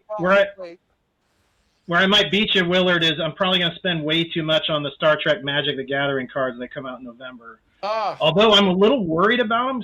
So Magic started this Universes Beyond thing a few years ago. So they did like Doctor Who and Fallout, but this latest Spider-Man set tanked, and it was because Really? they basically created kind of the same card, but in a bunch of different color combinations and slightly different powers. And so it wasn't a ton of cards. It felt like an extra set. And I actually invested in some collector booster boxes that are like 150 less than what I paid for them right now. So I'm hoping that when the Marvel set comes out, they'll go back up, and I'm just going to hopefully cut a break even. But hopefully they're smarter with Star Trek. And they could do 10 Magic sets with Star Trek, but I'm afraid they'll just do the one. I'm not Serenity has the Doctor Who ones. Yeah, a I'm bunch not of those. familiar with Oh, the Magic. yeah. Oh, we're not doing Doctor Who Trek Magic until stuff. I didn't get into that. I'm not familiar with it, but Well, they're there's shared universes now. a lot of potential with Star Trek because of 60 years of history, 60 years of shows to call from. Again, I don't know that much about the Magic card series. I don't know what they put in. Yeah, in the sets. it'll be interesting to see what they do. I don't know. I mean, I'm kind of weird about it, right? Like some of the Universes Beyond, I'm like, well, that's not Magic IP. I'm not going to mix a sonic screwdriver in with my, fantasy cards, but I've done that. That's okay. And I've got a couple of Fallout Commander decks, but Star Trek, I may not mix it, but I'm certainly going to be making some decks. It's going to be great. But Well, if they do come out, I'll have to learn how to play Magic just so that we can do some sessions for the show. Ditto. oh yeah, Yeah. Ditto. that'd Yeah, be I fun. played- We got a game master right here, I think, right? Yep. Yeah. I don't Oh yeah, So, there's my board cube so- right here, Rick. My ooh, RPG board cube when it came out. wow! Yeah. I didn't even know about that.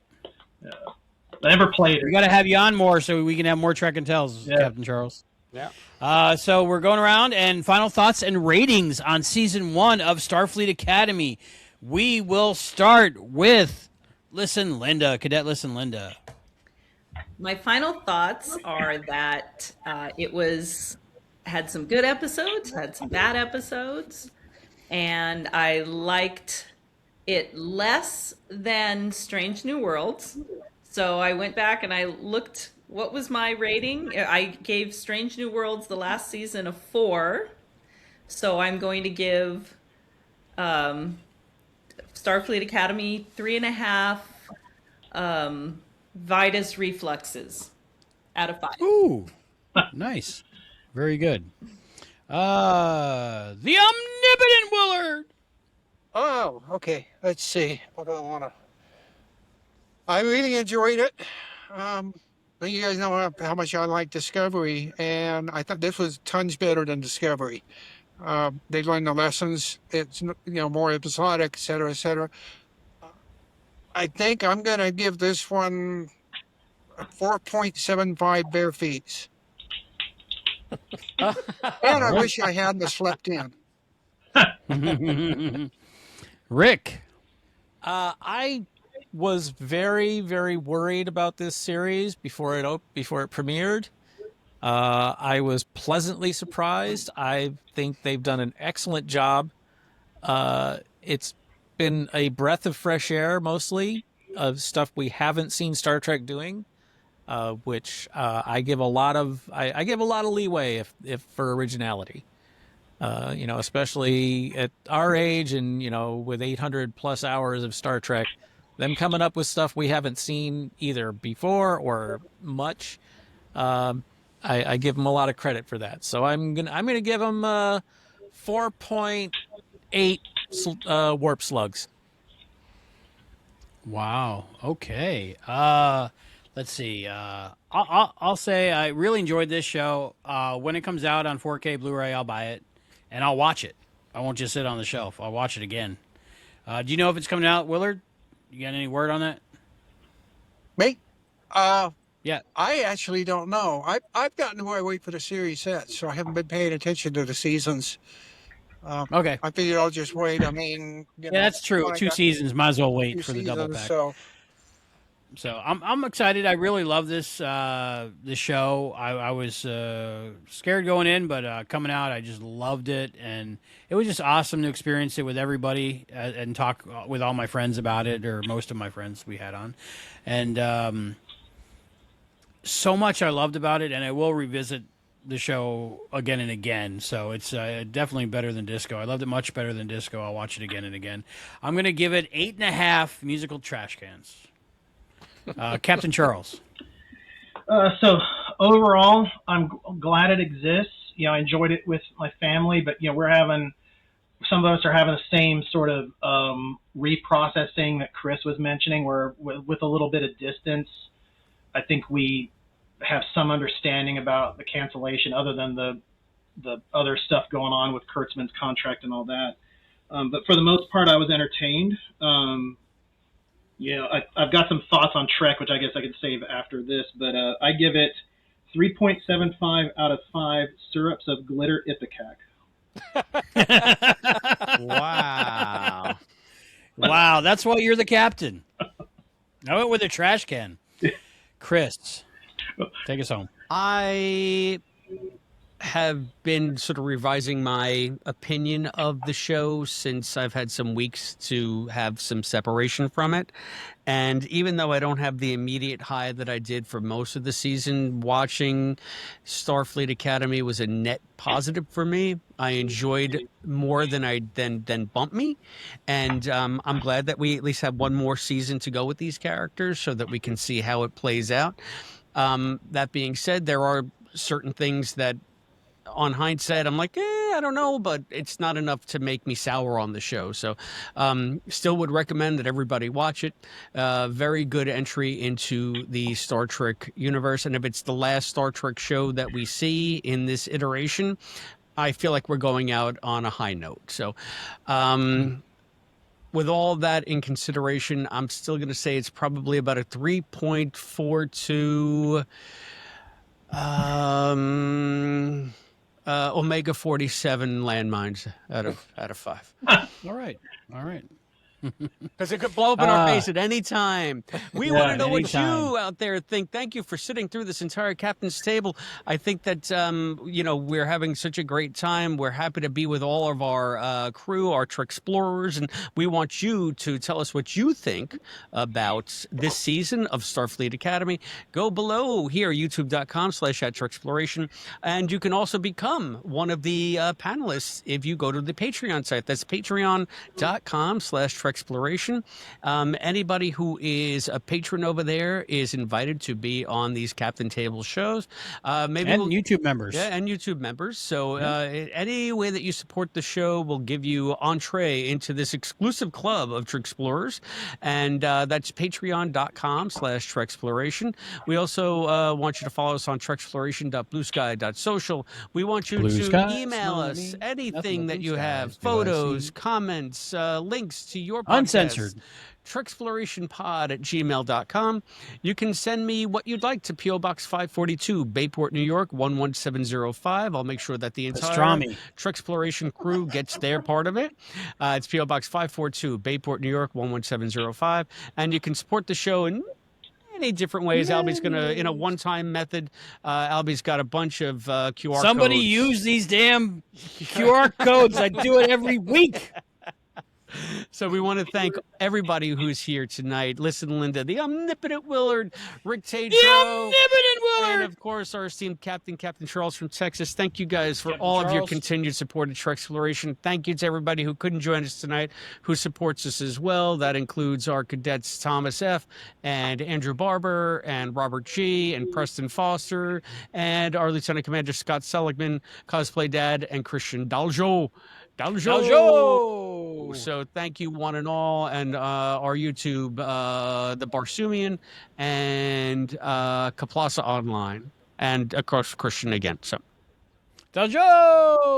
yeah, so I mean that is our second Captain's Table. I think it was a resounding success, and it's just the beginning because Third. It's our third Captain's Table. See, the first one was pretty forgettable, Charles, but you've gotten better.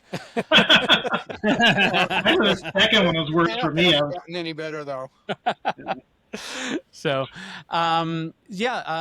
Albie, do we have any idea what's coming up next for? Well, I wanted to mention that we had talked about we're doing the best and worst episodes throughout all of Star Trek, and since you are on the Captain's Table right now, and you came, and you sat, and you talked, and you contributed, I need one episode that you're going to add to this list that we have. This wheel of uncertainty. Oh, we're going so we'll start with Willard. Oh, we're going to one do that. episode. I got to write this I down. would One have- episode, Yep. best or worst. I would have to think about it. I'd have to get a list, look at a list of Oh, he episodes. just wants one. Nope, just right off the cuff. Just one. Hurry up. Do it. Gosh, I just watched so much I can't think of. No, we're talking about TNG.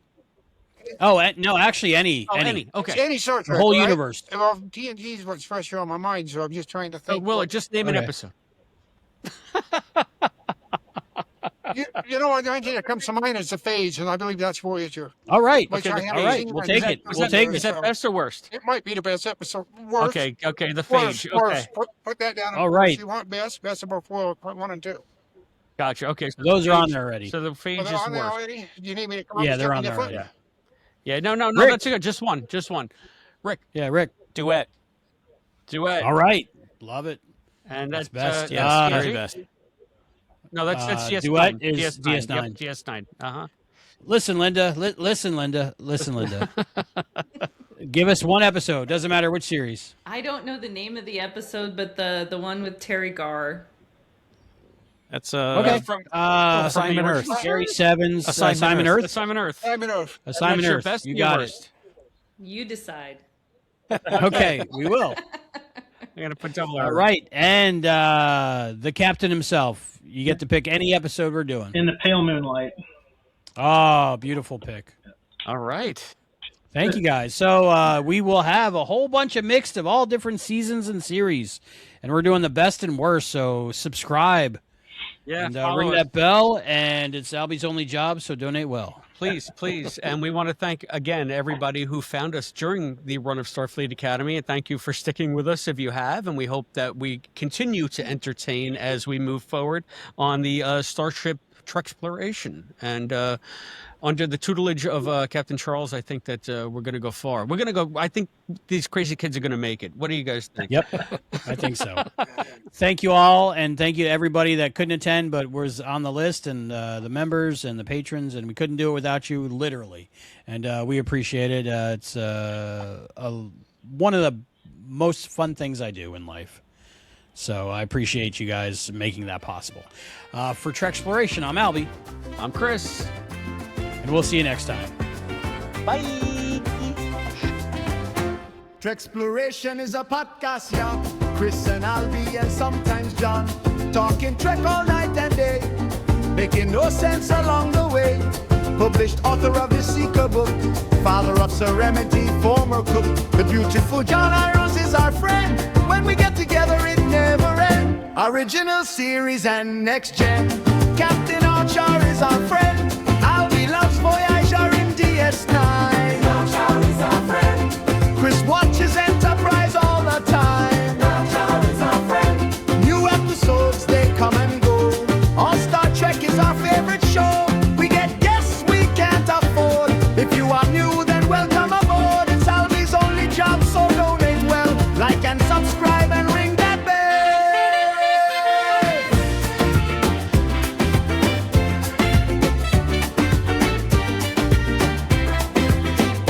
Original series and next